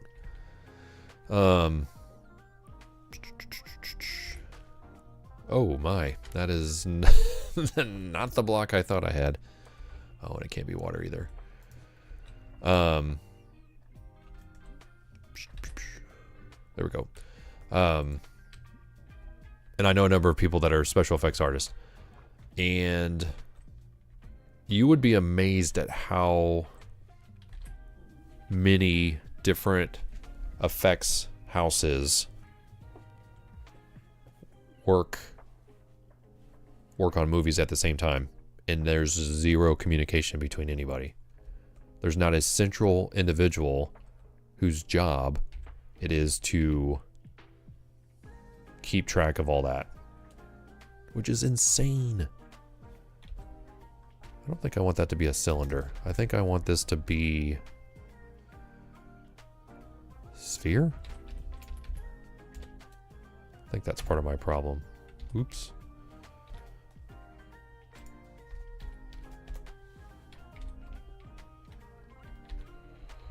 Maybe I can't do it that way. Or no. Yeah. There we go.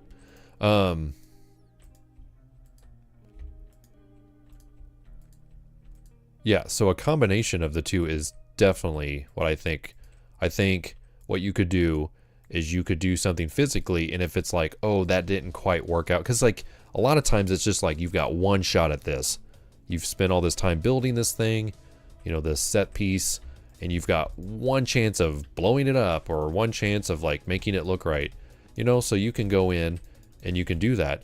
But essentially, yeah, like you've got all these special effects houses. So like, let's say a Marvel movie, for instance. Like I know a couple guys that worked on a couple Marvel movies. There was probably, I mean, 100, like at least minimum 100 different houses working on special effects. And a lot of times it's like, oh, that was a 20-second shot. And it took them 2 months to develop. And I'm not saying that there aren't people that sort of keep track of that. But just sort of the, what's the word I'm trying to think of? Just someone to manage all that, to make sure that things look good from one thing to another. Like, obviously, all these different houses have their own way of doing things and a certain level of quality.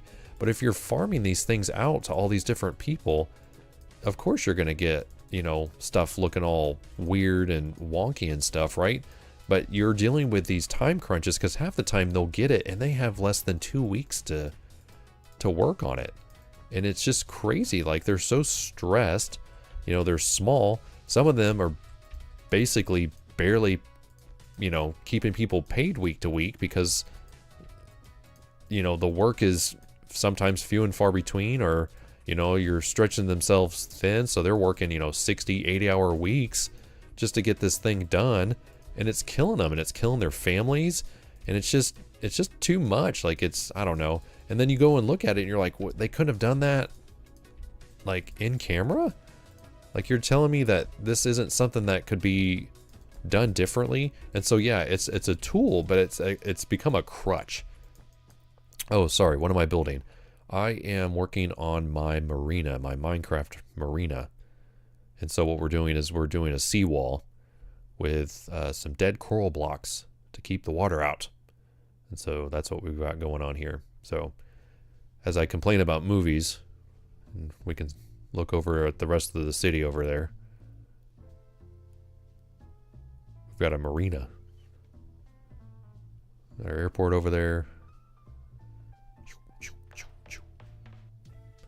Actually, here, let me do something real quick. Let me show you a better view of the marina. Bam. So we've been working over here. It looks pretty good. Looks pretty good.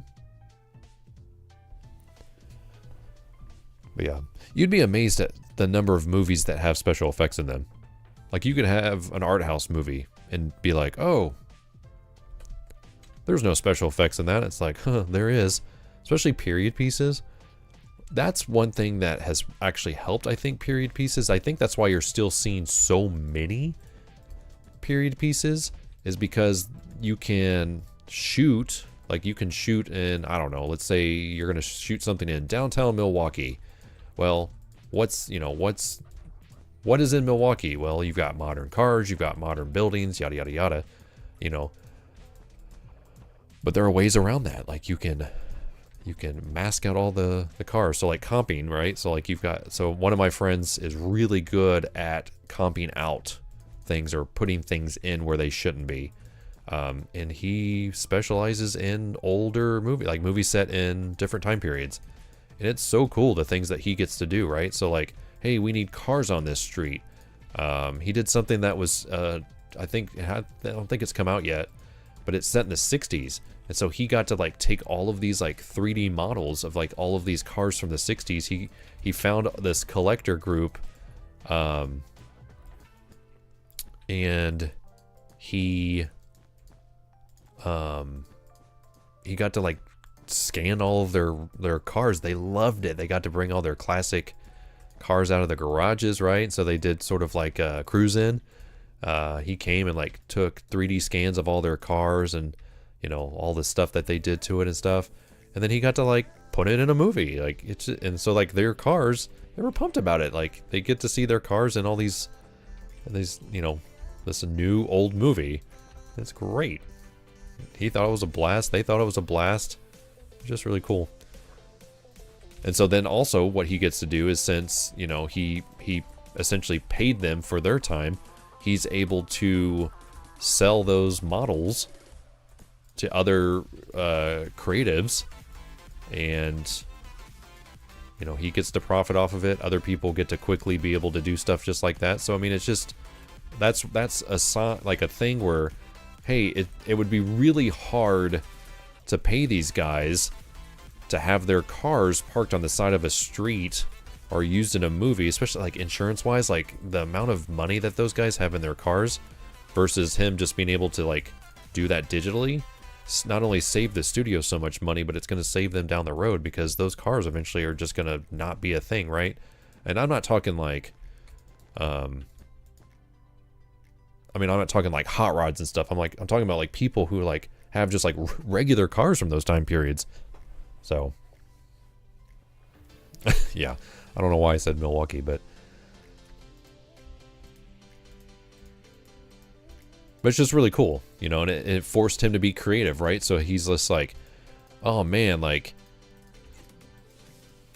it's going to look really weird when you have all of these like hot rods parked on the side of the thing. It's going to be distracting. And it's just like, well, we don't want that. Like, that's what they told him. Like, we don't want this. And he's just like, oh gosh, what am I going to do?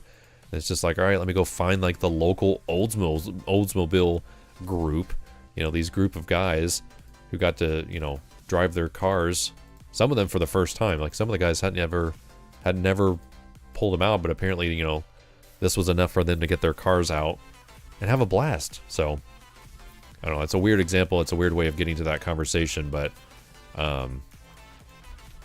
just an example, at least a personal example that I have of a creative being forced into a situation where he had a lack of resources, and it made him a better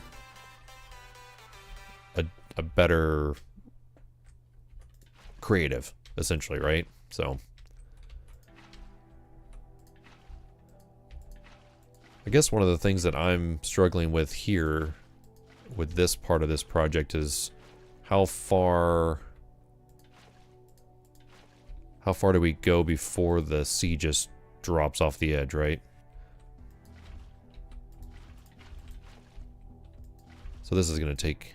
I'm quickly realizing that this is going to take me forever to do this. Which is mainly why I did all of this terraforming off camera. I think I got a little bit of footage of it, but that's essentially what my streams are probably going to be consist of, is just a little bit of busy work. Troubleshooting, that kind of thing.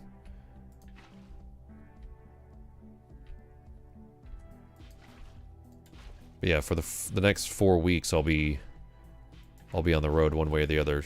One of those weeks is vacation. So for the next 2 weeks, I'll be on the road. Then I'll be on vacation, and I'll immediately be back on the road. So trying to figure that whole situation out has been a little interesting. Like, how do I do this while I travel? And thank goodness replay mod is a thing, right? So I can at least get footage of me building stuff, and I can use it in videos as time lapses. I have a few things that I take with me. I haven't tried streaming on the road. I know my audio quality is still something that I'm going to struggle with, but I may have found a workaround for that and stay super portable. I have some of those Rode Wireless Go 2, I think, is what I have. It may end up working out. I'm going to fill these gaps in, by the way. I'm just kind of going in and resolving the slab situation. Fully understanding that this is probably something no one's ever going to see. And that's okay. One of the things that I would like to get back to is, I used to do this all the time, is this is running on a server, and luckily this isn't as much of a thing as it used to be, because I normally, this is like the second time I've ever streamed on YouTube, which is so strange because I already had an audience here and I just kept trying to force the Twitch thing to happen, and it's just like, why? And I know you can stream on both, and then at some point you couldn't. So maybe...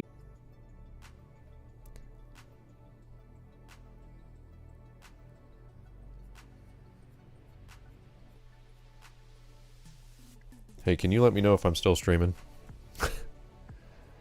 Also, my computer ran out of space, which is hilarious.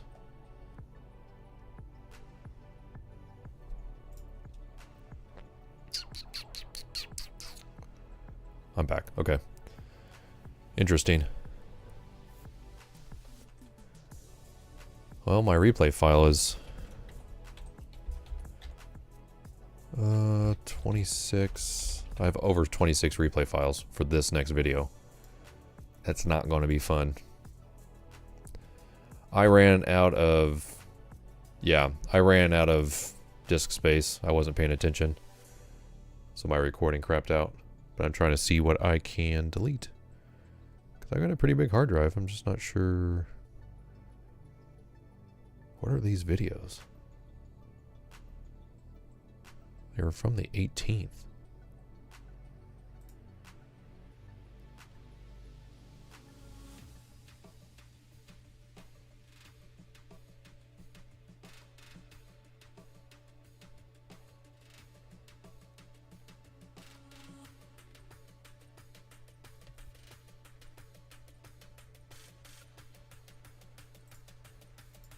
I must have lost my connection because, like, my server wouldn't have just crapped out. They're not actually as massive as you would think. What is today? The 22nd? So this, the file that stopped recording, luckily it was an MKV file. It's 58 gigs. It was an hour and 51 minutes. I feel like that's pretty good. Just trying to figure out what is 158, 934. Oh, these were the streams from the other night. So I can get rid of those. I can also delete all of my footage from my Let's Build.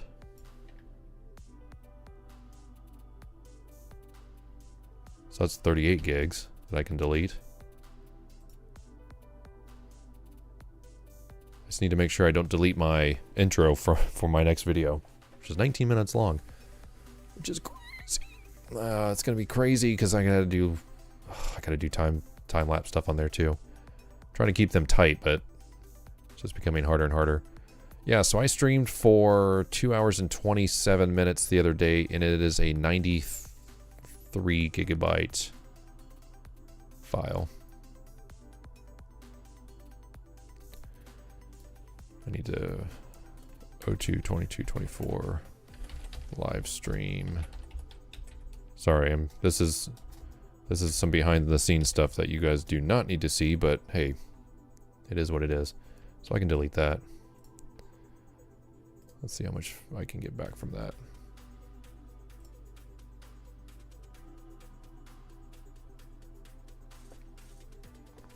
Yeah, I just have a lot of old footage here, X, that I need to delete, so that's pretty much what I'm working through right now. I have a whole separate recording hard drive that's not nearly as big as it probably should be. I just need to... Let's see, I have 1, 2, 3, 4, 5... I have 6 hard drives in this computer. And I probably need to make this... I want it... I'd have to look. I want to say this is a... M dot drive, but maybe it's not. But they're so cheap these days. I could probably just get a new one. Be faster. I'm just trying to figure out which files I can delete and which ones I need to keep. I need to keep these two for sure. I want to say I can delete the rest of these. Let's just go ahead and delete them. It'll be fine.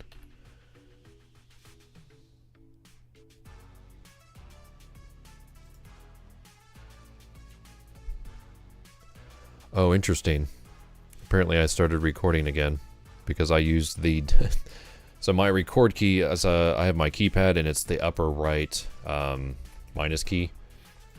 And so apparently I hit that whenever I filled out the...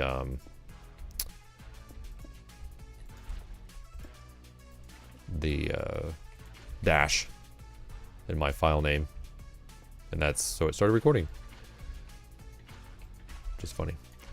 Yeah, so now I have like 136 gigs left, so that's just something I'm not used to doing. Deleting the old footage like I should when I'm done with it. Yeah, because essentially what I've been doing is I've not been super happy with the quality that that YouTube has been capturing after the fact. So I will be uploading these live streams and edit them down slightly, not a lot, for after the fact. So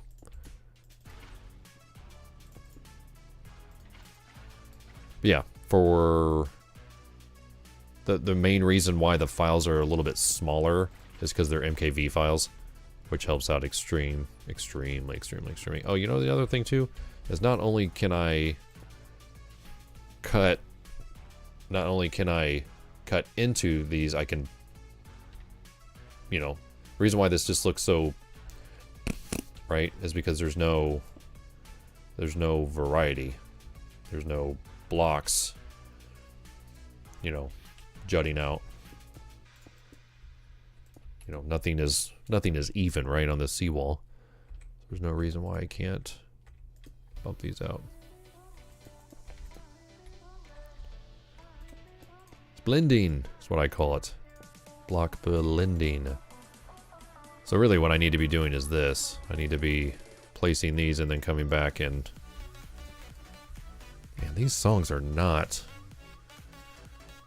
Again, I don't mind them. They don't match this playlist, which is so funny. We're exactly 1,000 songs now on this playlist, and by the time I'm done with it, I'm absolutely convinced there will probably only be 300 on them. Also, they're a little hot. I'm going to adjust it. What's so funny is that this Go XLR just gets hot for no reason, like in terms of levels. Like that level, it's just so, I don't know. I've not been happy with this device. Because my broadcast mix is what you're hearing, and then luckily, so the other reason why I record too is I can do a different mix down. So I can adjust my levels in post. And that has saved me a couple times already while streaming. I guess that's something I need to do, right? Just go through and fill in these holes.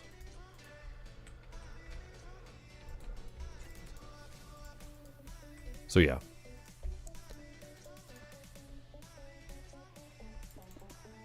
My little rant on movies. I feel really passionate about it. Again, I would probably feel the same way if I didn't know people in the industry. Because I mean, I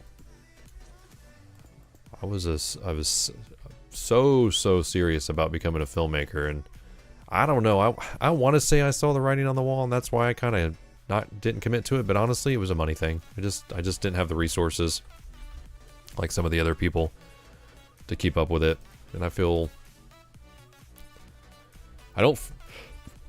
certainly don't feel great about it, but I should have done it differently. One of the things that I tried to do is I tried to finance my own, I tried to get financing for my own film, and I was just doing it in a part of America that didn't see the value of a young person trying to be creative. And then now I see all the resources available, and it's just like, ugh, just kind of breaks my heart. That's okay. That's just me. I got over it.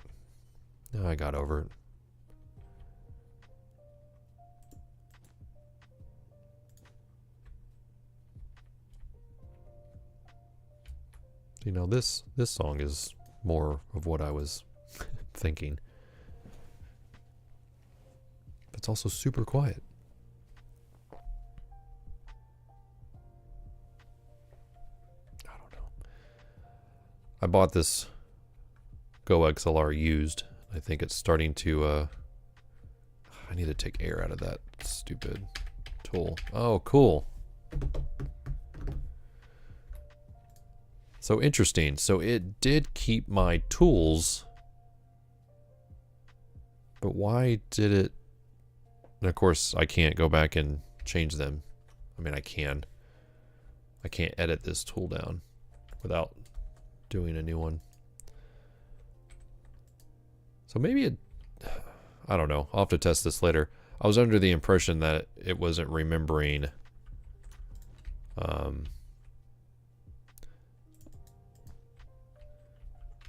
it wasn't remembering my tools when I logged back in, but maybe that's a session thing?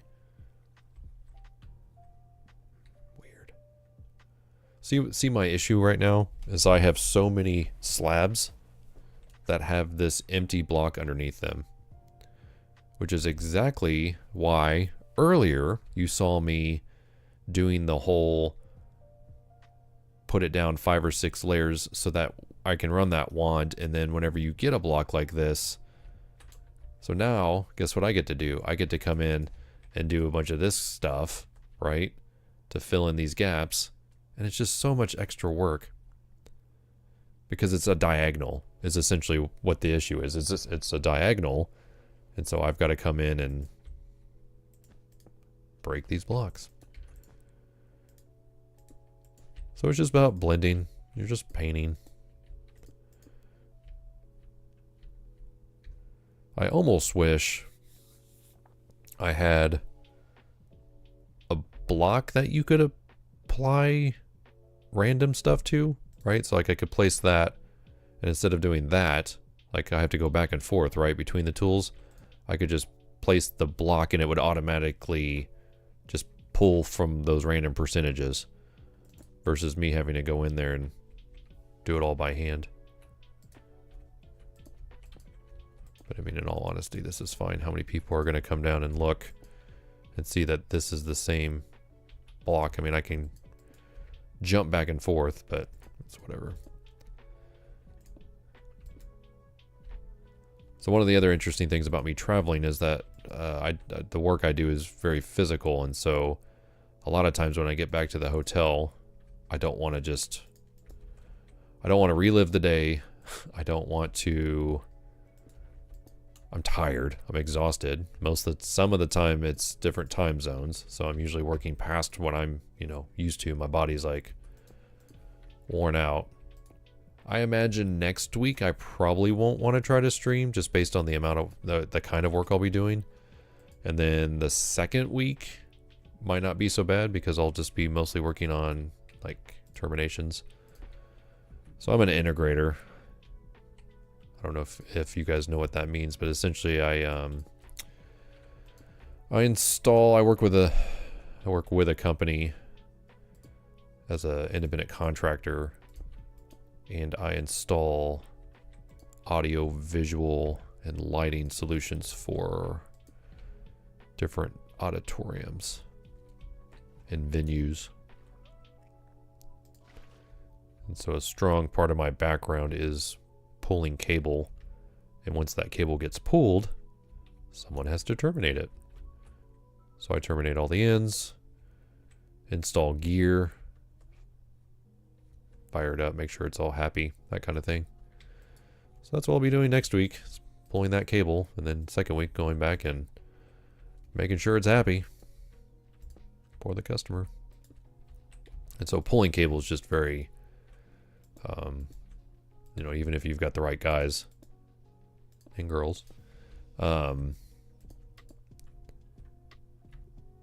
can wear you down pretty quick. So most of the time you just get back to the hotel and you just want to zone out. So if anything, what I'm hoping to be able to do, because a lot of times what's really annoying is that I'll take my computer with me, and it's not light by any means. I don't even know if it's here. Oh yeah, here it is. It's pretty heavy. I mean, for what it is, it's a bulky laptop. It's a gaming laptop. So lugging it around isn't my favorite thing, especially when I don't end up using it. So I'll set it up and then I'll be like, all right, and then never touch it.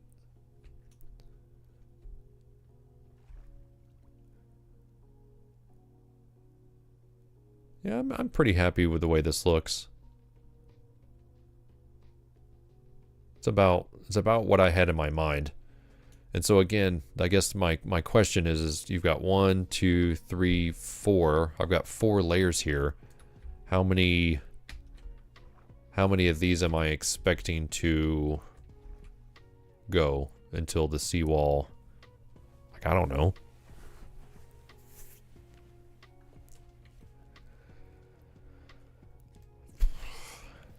A few more? 2 or 3 more? Do I need to come around the corner here? Yeah, see, I need to come around the corner here. And luckily this is straight. So I can do things like that. I can do things like this and then just run it out.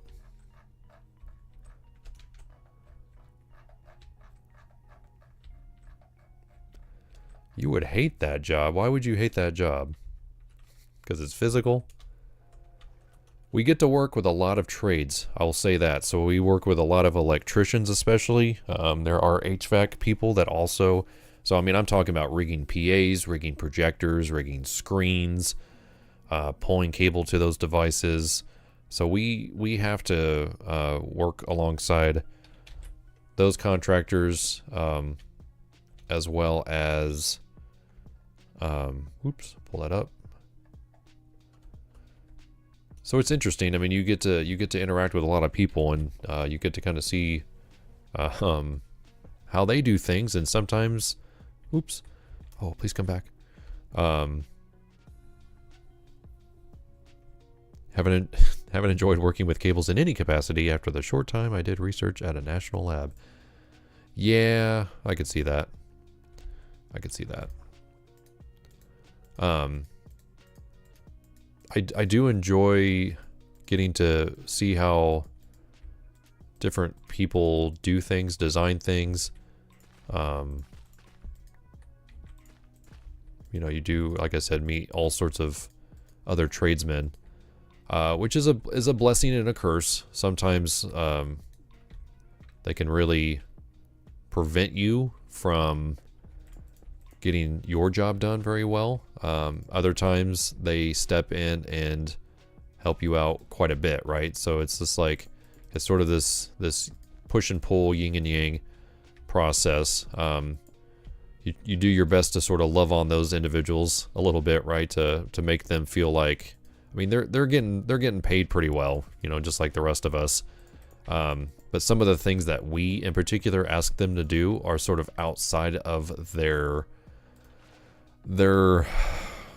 experience, right? And so, you know, a lot of times we're asking them to do things that they've never, what am I doing? They've never even heard of, right? And so that's also fun too, because you'll catch them occasionally just sort of watching you, you know, up in the air in the steel, you know, putting points in, and you know, or they'll there is a running joke, so a lot of it involves TVs. You know, we'll pull in these TVs, those big TVs, and install them, and they'll go, well, you can just put that in the back of my truck. And it's just like, well, if I had that, I would be taking it myself. And so, I don't know. It's not a career that I thought I'd ever get into. I did radio for 20 years, and quickly realized that I didn't want to do it for another 15, 20 years.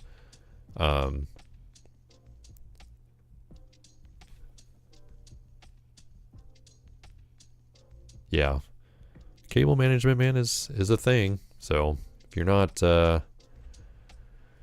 organized, the rat's nest of cable is a real thing, especially when you're pulling it. If you are not managing, you know, I think the most number of cables I've ever pulled at one time was at least 37.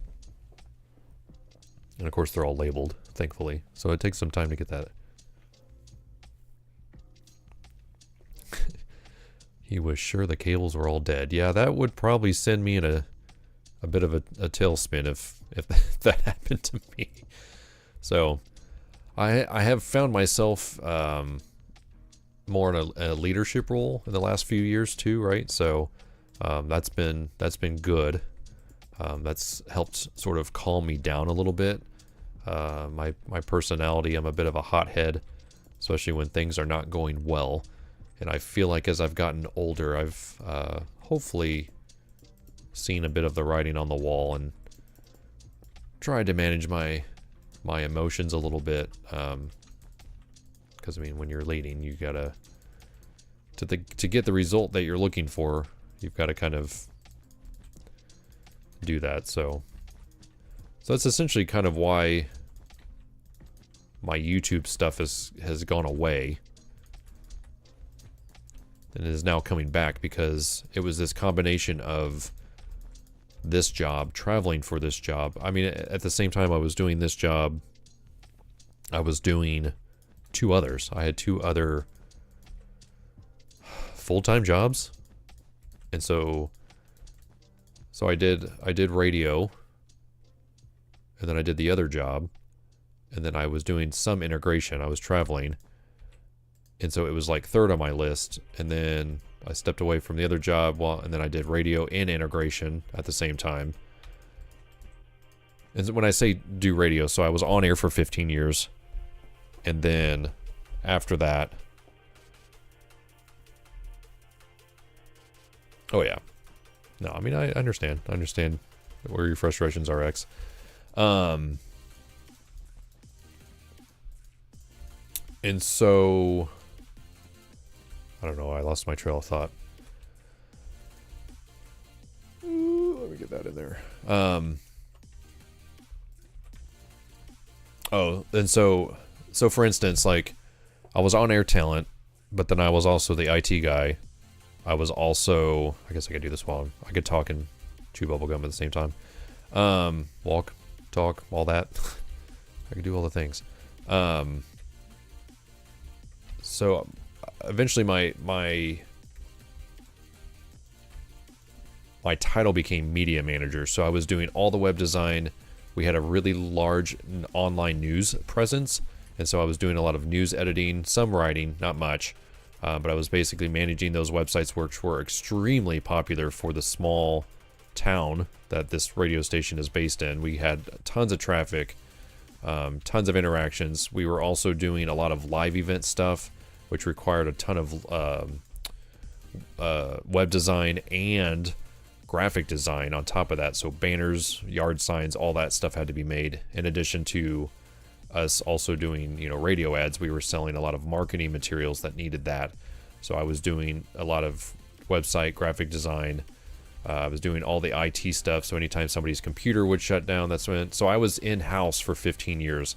After 15 years, I stopped being on air and started working remotely from home. So I did all of that before 2020 when all that went down. And still to this day, I think I've only ever had one single Zoom meeting. Even then, I don't think I did. I still probably am like the old guy that doesn't know how to use it, which I think is funny because it was just like, hey, if you need to get a hold of me, nothing has changed. You just do it the way you used to. Yeah, so let me think about this. So I was on air, web design and news editing, IT, so anytime a computer shut down in a studio or in an office, I had to go fix it. I was programming music for such a long time. I mean, I was just doing I was wearing a lot of hats. And so I was having to do a lot of that on the road. I was having to literally pull my phone out and edit news stories in between cable pulls and all that stuff. And if I couldn't get that stuff done, then I'd have to go back to the hotel and do that as well. I found myself really enjoying the integration work. I mean, it's stuff that I was kind of already doing at the third job that I had left. Just the parameters around that whole job and scenario just weren't going well.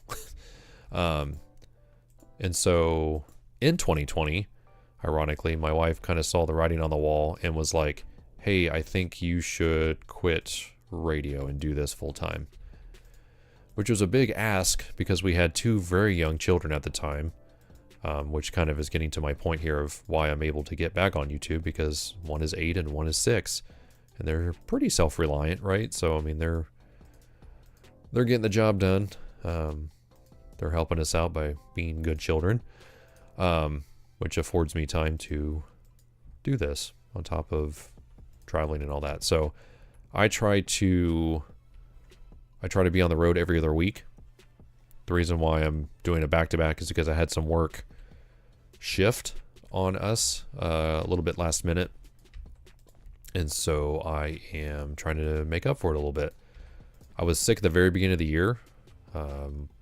Both my wife and I got the flu at the same time, which thankfully, again, our kids were very self-reliant during that time. It was right on New Year's. She was a few hours ahead of me, about 24 hours ahead of me, so I could kind of see what was the train that was coming. So we pretty much locked ourselves in our bedrooms and was like, boys, you know where the food is. Let's go. And so we got home and we were out for about a week. And so, yeah, that took me out of work, which was no bueno. And then again, this recent shift. So I was like, give me whatever you've got. And luckily there was 2 weeks of work back to back before I go on spring break with my kids. That makes up for at least one of those weeks. So it is what it is. We'll get it figured out. So I've had this like very recent wave of creativity and also people interacting and watching videos and stuff like that. So I've been wanting to scratch that itch, but having to understand that I need to go, just like with work, I need to go at a pace that's good for everyone. Because the chances of me doing this full time, especially anytime soon, is very few and far between. As much as I would like it, I don't think it's ultimately best for me at the moment. But we'll see. You know, things change. Never did I mean, I never expected to be doing what I'm doing now. And having the opportunities that affords me, right?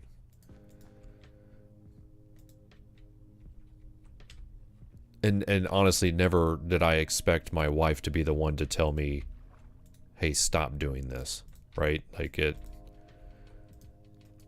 a little inside baseball, but just to kind of show you where I'm coming from and where I am now as a creator, content creator. So essentially when I'm home, the deal is that I'm home, but also there's the understanding that I need to recharge my batteries, and sitting in front of a computer building my own city is a part of that. And my wife is going back to school, and so honestly that kind of ironically works in my favor a little bit. So sometimes I need to just get away from her and let her do reading and homework and stuff like that, and so it kind of forces us to do our own things.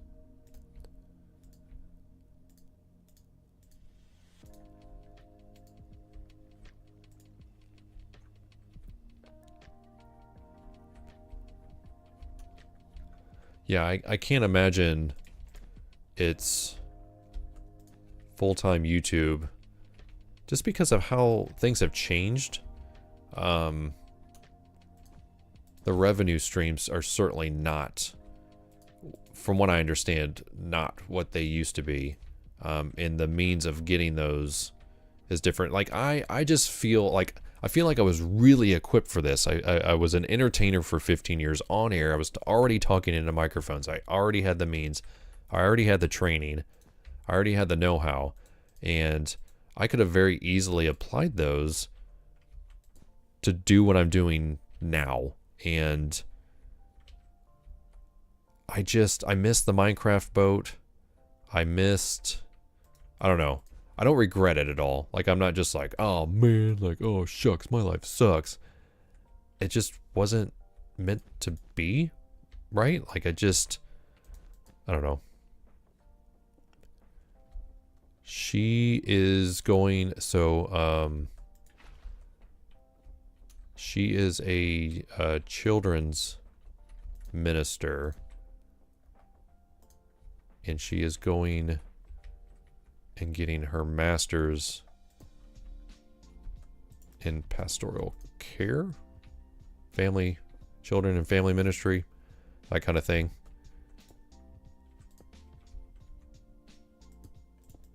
So she'll be a minister. Uh-oh. Better be good.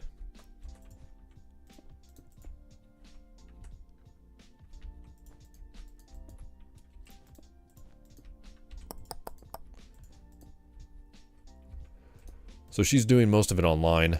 There'll be a little bit of it in-house. So she'll have to travel for that.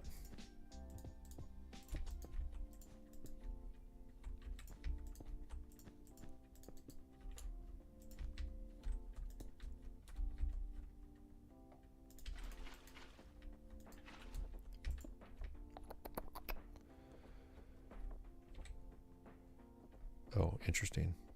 Well, that worked out.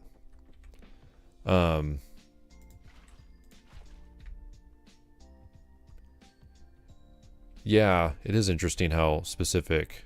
So she originally went, my wife is an amazing singer. I'm just going to go ahead and say that.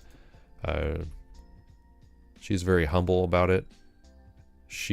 That's what she originally went to school for. She trained as a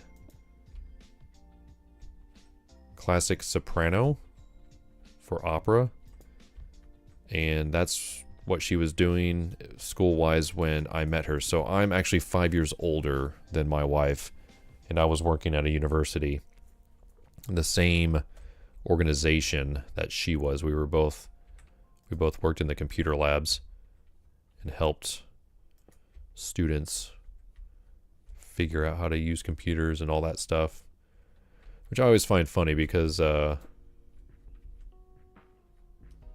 she's a good people person, so she kind of moved up that ladder, whereas I'm a very good technical person. And so the fact that she was my boss at one point, in a way, she was like a supervisor, I find hilarious, because I definitely knew, and still do to this day, know more about computers. But yes, she went to school for music, singing, like classically trained soprano for opera, and kind of quickly realized that the whole competition for work, you know, auditioning, just the overall scene, overall vibe just didn't work for her. And so her mom was a kindergarten teacher for years, an educator. It was always something that she felt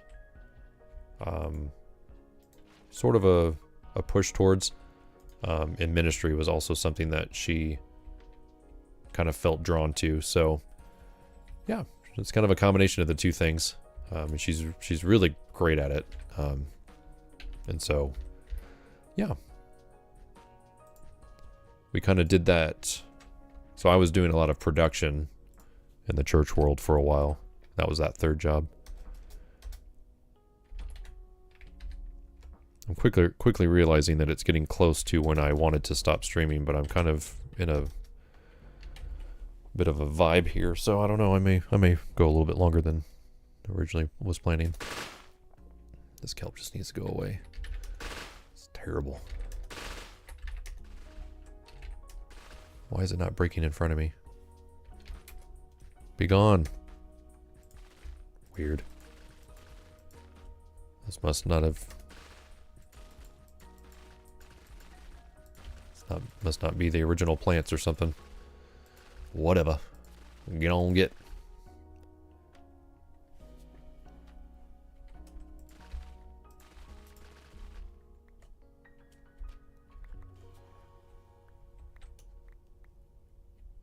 So yeah, again, a little inside baseball, probably more than I should be sharing, but it's all right.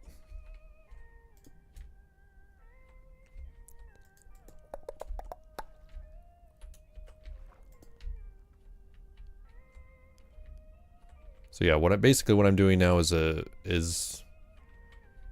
in the production world, but more on the install portion of it, which is nice. I did a little bit of that on the road and quickly got a understanding of how brutal it can be at times, and so I'd much rather get there and get out. Make life easier for the people coming in to do that stuff.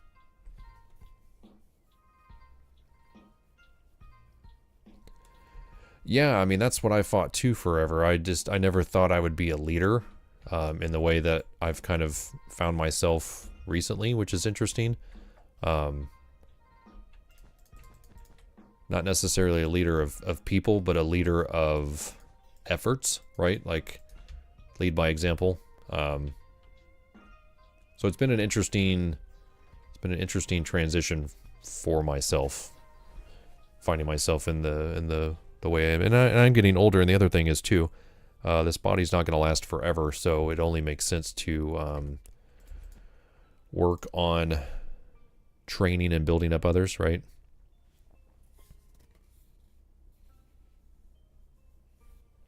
Yeah, getting more responsibility and not getting the extra pay is... I feel that. I worked in 2 industries that didn't pay very well for the amount of effort that was expected to get the job done. So I'm being more respected these days. We'll just say that. There are no complaints from that aspect. It could always be better, but from what I came from, I'm doing all right. Quickly realizing what is missing from this is my slabs, so we'll go through and get these done.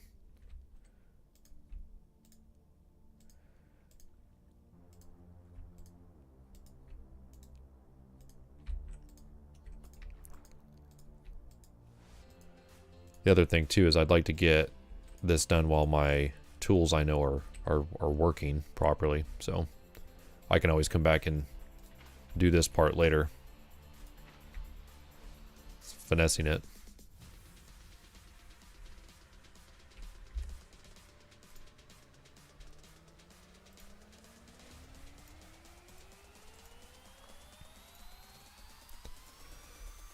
Officially under the 1,000 count now on this playlist because of this song not being the lo-fi chill that it's listed as.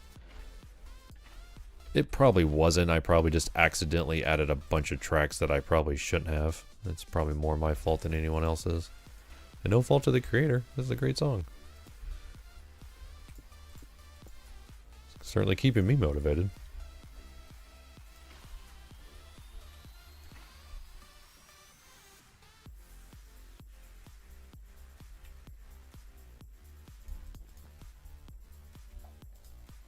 So what exactly is the type of work that you're doing? If you don't mind me asking.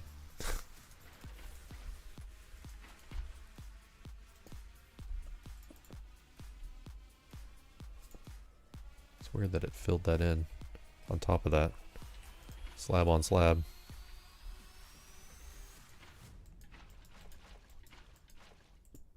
It's so funny. So working in radio for such a long time, you pick up on things that people say. So one of my pet peeves, especially being in the industry, was and it happens. People will say like 5 a.m. in the morning. It's like you realize that's the same thing, right? Like the word a.m. is implying the morning already. And my oldest son, I don't know how he caught onto it. He must have heard it and he was like, you know what, Dad? Something that drives me crazy is when people say, you know, what I just said.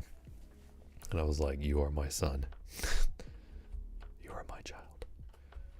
I was so proud of him.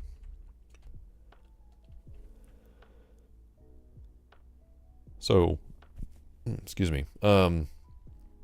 This will need to come around here a little bit and then we'll have to taper it, you know, down into this. Hi. Yeah, just see how flat this top portion is. It's going to take me a while to massage it a little bit. I feel like one more layer of this rock and then maybe a dip down will probably be it.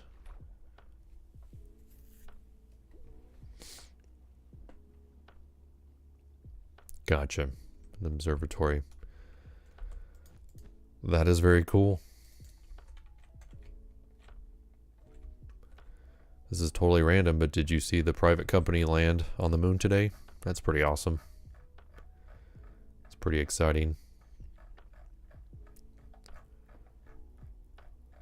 It was a little touch and go there for a minute because it was well past their tea time, like T-minus time, and they were not hearing back from the lander. I was getting a little concerned for those individuals. Can't imagine the amount of stress that would be putting under.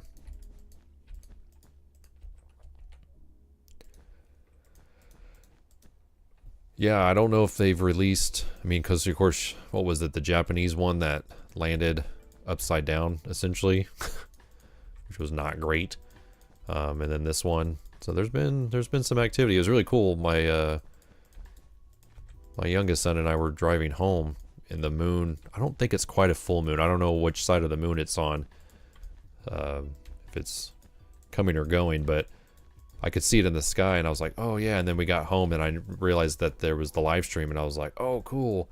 And then we sat there and it was just like, I think there was like 20 minutes to go. And then so we watched another video and then started watching that. I went back to that one and I was like, uh-oh, like they weren't hearing anything. And I think it was a decent amount of time, at least over 15, 20 minutes before they were able to confirm it. And then of course everyone was able to celebrate. So yeah, private lander on the moon. It's pretty cool. we'll see what happens with it. But I mean, the fact that there's interest of going back there and getting stuff done, even if it's privatized, even if there's a push for money. I mean, I don't know. I always joke with my wife. It's just like, what if one of our kids ever said, hey, I want to go to Mars, but I can't ever come back. It's a one-way mission. It's like, would we be okay with that? Like, could we be okay with that? Something to think about.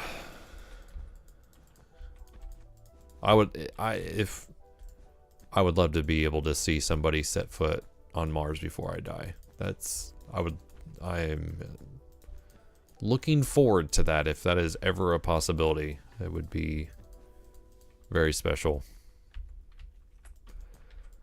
I try to talk to those that were around when they, first landed on the moon, and I don't know. It's a whole new world we live in, and it's just so interesting how quickly, even back then, once we did it, of course, you still get those people that argue that we didn't. How quickly things just shifted away from it. I've always been interested in space, so that's really cool. Glad we have that in common. Definitely wanted to be an astronaut. And again, I would not shy my boys away from anything in that field. There's some very, very smart people and very cool things that are happening right now. So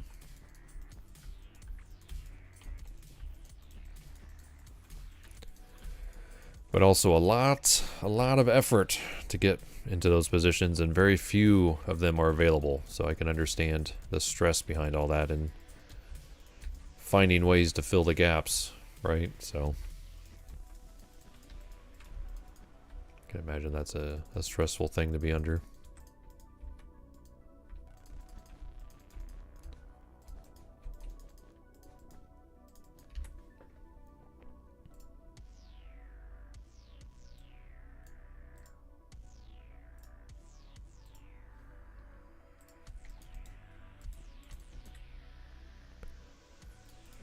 Oh, let's see.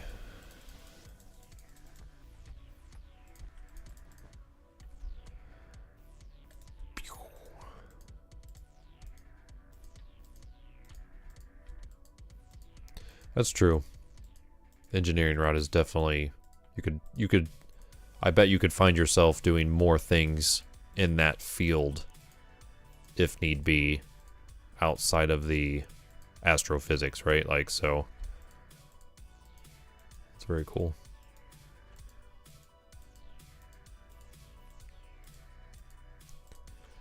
I have a friend who works, I can't remember if he works for Jet Propulsion Laboratory or if he sort of is adjacent to that. He's a nuclear engineer, so I mean that would make sense.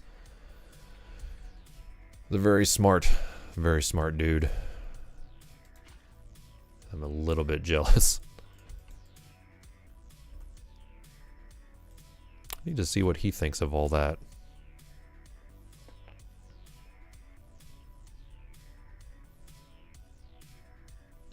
Yeah, I mean, that doesn't surprise me that there are more people sort of graduating from as astrophysics than there are jobs. But hopefully the way the things sort of seem to be going, at least with the success of this particular landing, there's definitely an interest in the privatization of space, which I know is a bit of a double-edged sword, is a bit of a gotta watch ourselves kind of thing, but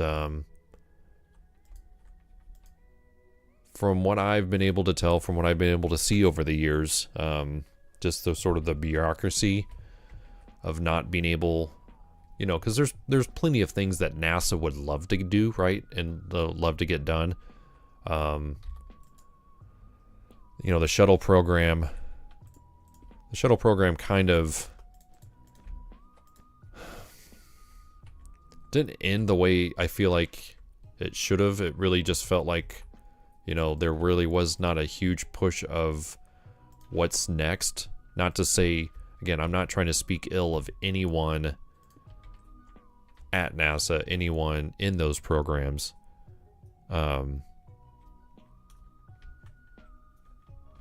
But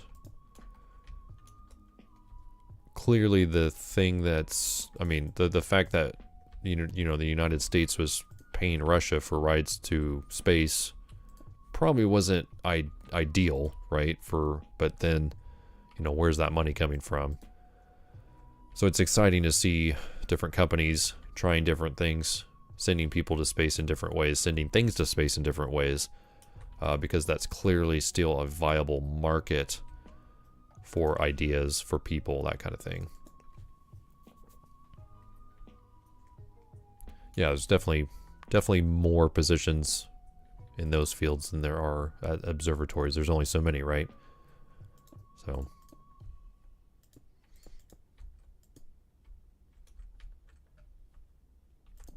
it's cool. Last March, I got to take my boys to a SpaceX launch at night. All of my launches have been during the day, so I mean, one of the things that I always wanted to do is I always wanted to see the space shuttle launch at night. And so this was from the Cape, and it was I think it was a cargo, a Dragon cargo, sending supplies. It wasn't a manned mission. It was, I think they were sending supplies to the ISS because the Crew Dragon kept getting delayed. It was very cool. Yeah, launches are so special in person. But the night is so cool because it was just so black. You're looking across the water, and all of a sudden it was just like the sun came out. And then, of course, the sound doesn't hit you until many, many seconds later. We were staying... Oh gosh, I think that's when we went to Disney. So we went to Disney last year. And so I think we did 2 days at Disney, but I can't remember. I don't think they were back to back, or we shifted them to where they ended up being something like that. So we needed something to fill the gap. And so I was like, hey, they're literally going to launch this rocket at the Cape. We should totally go.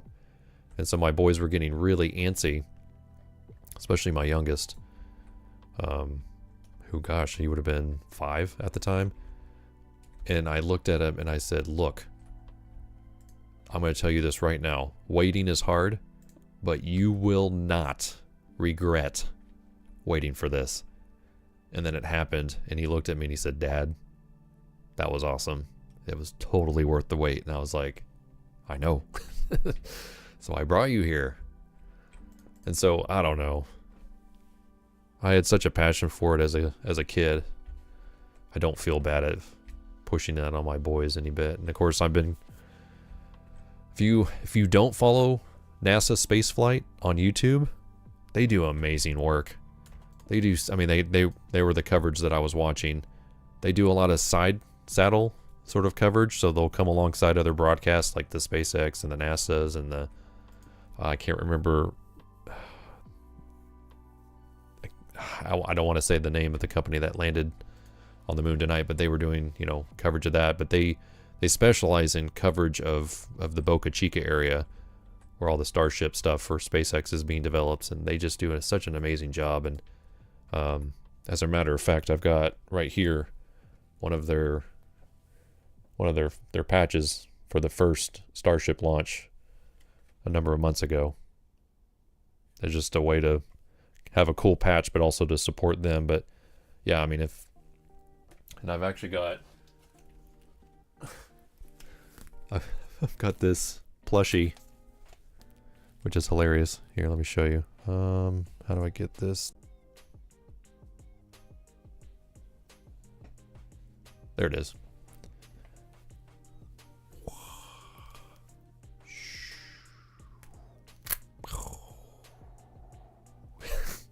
I love this thing. It's so hilarious. It's a Starship plushie. But yeah, it has their logo on it. That's the space flight. Good dudes. This was such a unique thing. Of course, Starship doesn't even look like this anymore. Booster with Starship on top of it. It's just a little plushie. Such a funny idea. So, I would recommend them if you're looking for coverage like that. They used to do almost daily recap videos of what was happening in Boca Chica, at Starbase. But they've gone back from that a little bit, which is good. They do a ton of live streams, which is awesome, with commentary. They answer all sorts of people's questions. I highly recommend them. My boy's attention span doesn't quite meet my expectation, but they hang in there. They ask questions. But eventually, yeah, if I can get them and myself to one of those launches, once they become more stable, then yeah, it's gonna be great. I can't wait. Skirt. Boom. All right, I'm gonna do one more of these.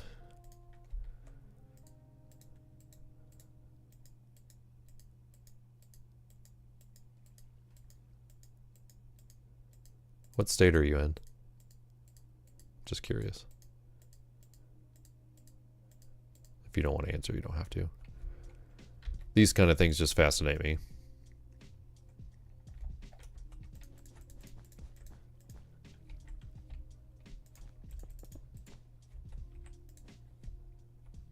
Bum, bum.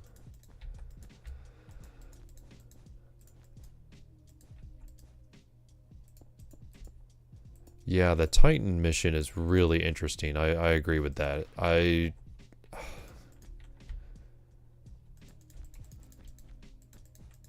It's just so amazing the things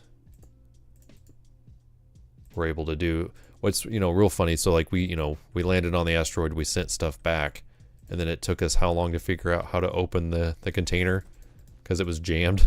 It's so awesome. So funny. Ah, okay. That makes sense. That's interesting. It's interesting that there aren't research observatories in that state. I think there would be. I find that interesting. Hey, I appreciate you hanging out, by the way. It makes this easier in more ways than one. So thanks for hanging out and chatting with me. Spent far too much time screaming into the empty ether, which is fine. It's what I did for a living. Turn the microphone on, listen to music, say something about it every couple minutes.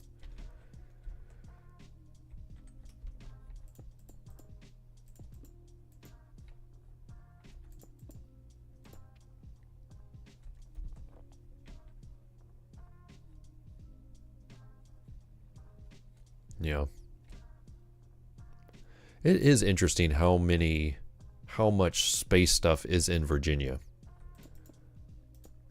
It's just like you just don't think about that. It's like, oh yeah, there are tons of jobs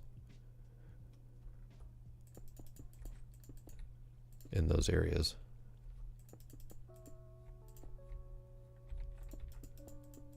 It's like the amount of people that just live there. Especially for like the deep space stuff. There's so much opportunity in Virginia for that stuff. To be a part of all that. It's pretty cool. Yeah, that's my hope for these streams, is just to have people be able to do their own thing while they're either listening to me talk and occasionally glancing over their shoulders. I mean, these are not action-oriented Minecraft streams, right? So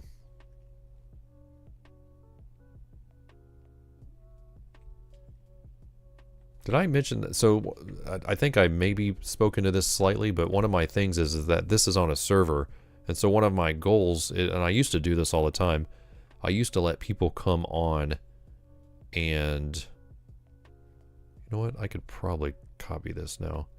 I used to let people come on and, because a lot of times people would be like, hey, like, what are you doing? What are you working on? And I'd be like, well, and then I just end up being like a tour guide, and I wouldn't be able to, I wouldn't be able to work on any of this stuff because I'd be showing them around. And so that's one of my goals, is to, and I need to work with Joel. He did it originally. It was to get it so people could come on and not break everything, but they could come on and tour this world themselves. There's a couple new mods too since then that have that will make this a lot easier to do.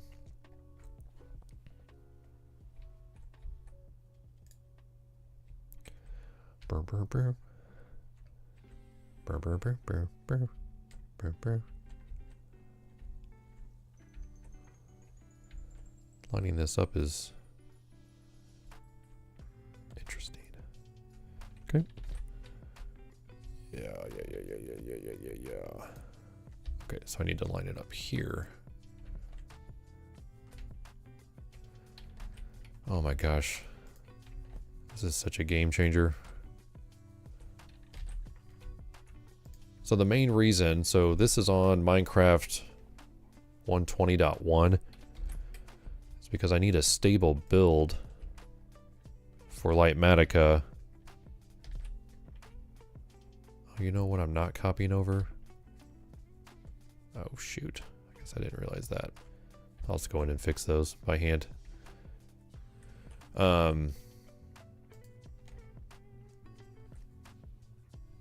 Because as you can see, it's such a game changer. Yeah, Lightmatica is the bomb. It's basically what I've been using this whole time.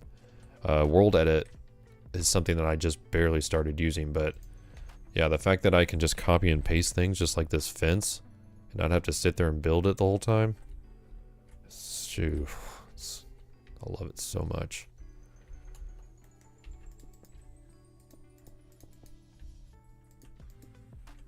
Yeah, so I know there's a newer version of it. Yeah, Schematica kind of just dropped off the face of the planet, so Lightmatica kind of just became their thing to replace it. I want to say they have a new, like an up-to-date version of Lightmatica, but like I could live without World Edit. I mean, it's fine. I found it very difficult to live without Lightmatica, so I don't know if it was just my own world before I got the server going. I just couldn't do it, and so I had to roll back the world. Oh yeah, see, I didn't copy that right there. And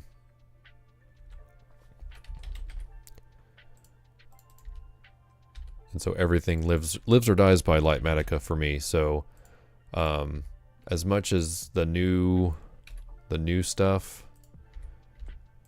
is going to be a game changer in terms of blocks,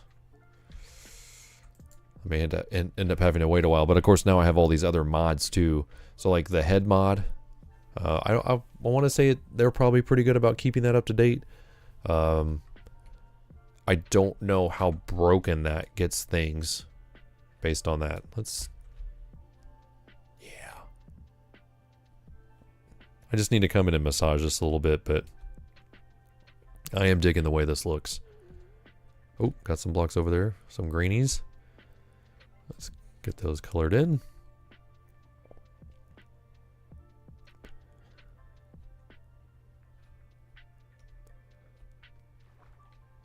But yeah, see how it just kind of goes like... most likely what we'll do is we'll come in and do,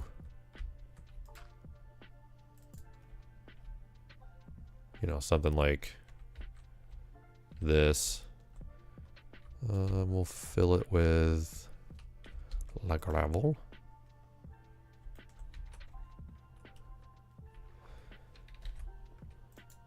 And then just kind of, you know, fill it in. Blend it in, blending, as one would say. So something like that, where, you know, obviously they stop dumping rocks into here, and then, you know, this has to take over at some point. But see how it just kind of just dramatically drops down? This is natural Minecraft. And so I don't feel bad about kind of doing the same thing, right? And that's kind of how the ocean is too. So, the seawall. Yeah, I want to say this probably...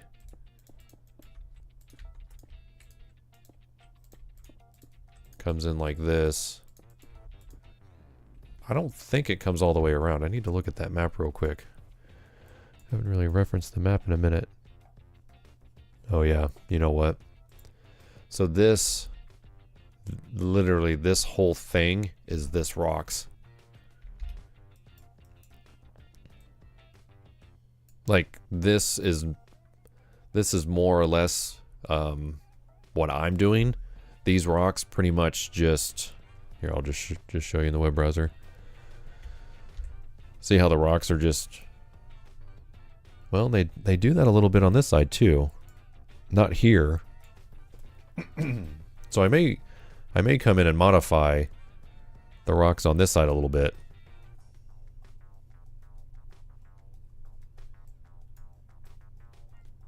So this is more or less... How do these cars even get here? Surely they have to be able to drive through here. 'Cause how could there be cars on this side if there's a helipad here? Can't really drive around. It's so weird to see cars here. Yeah. So like, see how it just stops becoming a road and it's just a walking thing? So I mean, we could do that here, which might make sense. More so than just like a pad. I just really wasn't paying that much attention. One of my favorite things is that this already existed down here. The shipwreck. So funny. So it might make sense to do something like that. Because this right here exists in our world. So that's right here. Sometimes I have to forget I'm not doing... I almost need to do like a split screen. Like not only a full web browser, but also a split screen view. Maybe I'll work on that sometime soon. I'll add it to the list. Yeah, so this right here, and then I don't know, it just kind of takes over from there. That could be interesting.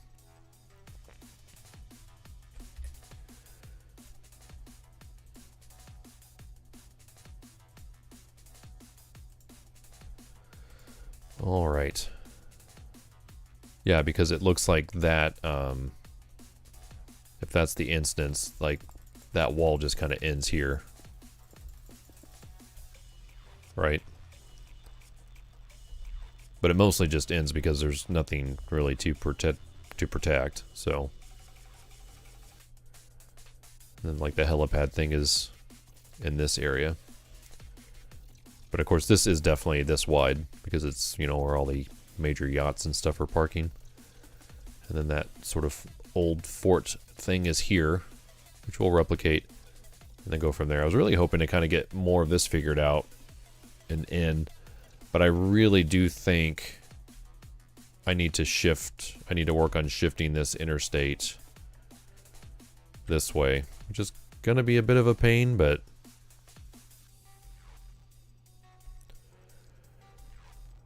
I suppose we have the real estate. We might as well shift it over. It's just shifting this all at once without breaking everything is going to be a bit of a nightmare. I mean, I could do it in chunks. But yeah, getting this curve. 'Cause I don't even know if I can afford to do that. I mean, I could do this. So how many blocks is that? 1, 2, 3, 4, 5, 6, 7, 8, 9. It might actually be exactly how... So if I start here and cut it off there and move it, we might just barely be able to get away with shifting everything. Because essentially what I need to do is I need to get this curve, this line right here, to be either on this line or right next to it. So you get 1, 2, 3, 4, 5, 6, 7, 8. We gain 8 spaces by doing that. We could probably... I mean, do we need the sidewalk on this side? No. So in reality, we really could bring it in further over if I wanted to. So things could get interesting. I think it makes sense for the longevity of making the marina make sense down in this corner. I wasn't necessarily thrilled about, you know, one of the things that, I don't know, I'll never forget this, is someone said it's so also straight. And I'm like, well, you're not wrong. I was like, there's a reason why it's straight. It's because there's so many, you know, grids everywhere in real life. So I've tried to embrace a little bit of chaos. This is embracing all sorts of chaos. Curves and chaos. And diagonals, that's for dang sure. I'm really happy with the way this is looking. This is really starting to come together in a big way. So I'm pretty proud of it. And then once we're done with that, we got tons of work to do over here. But yeah, she's coming together. She's getting it done. And there's still tons of work to do over here too. This whole shopping mall has 0 stores in it. That needs to happen. Oh boy. Just quite a few things. So anyways, I think that's probably going to do it for me. Appreciate you guys hanging out, especially UX. Hope you have a good evening, good rest of your week. So yeah, until next time, it's JPT. Go play your games. I'll be seeing you.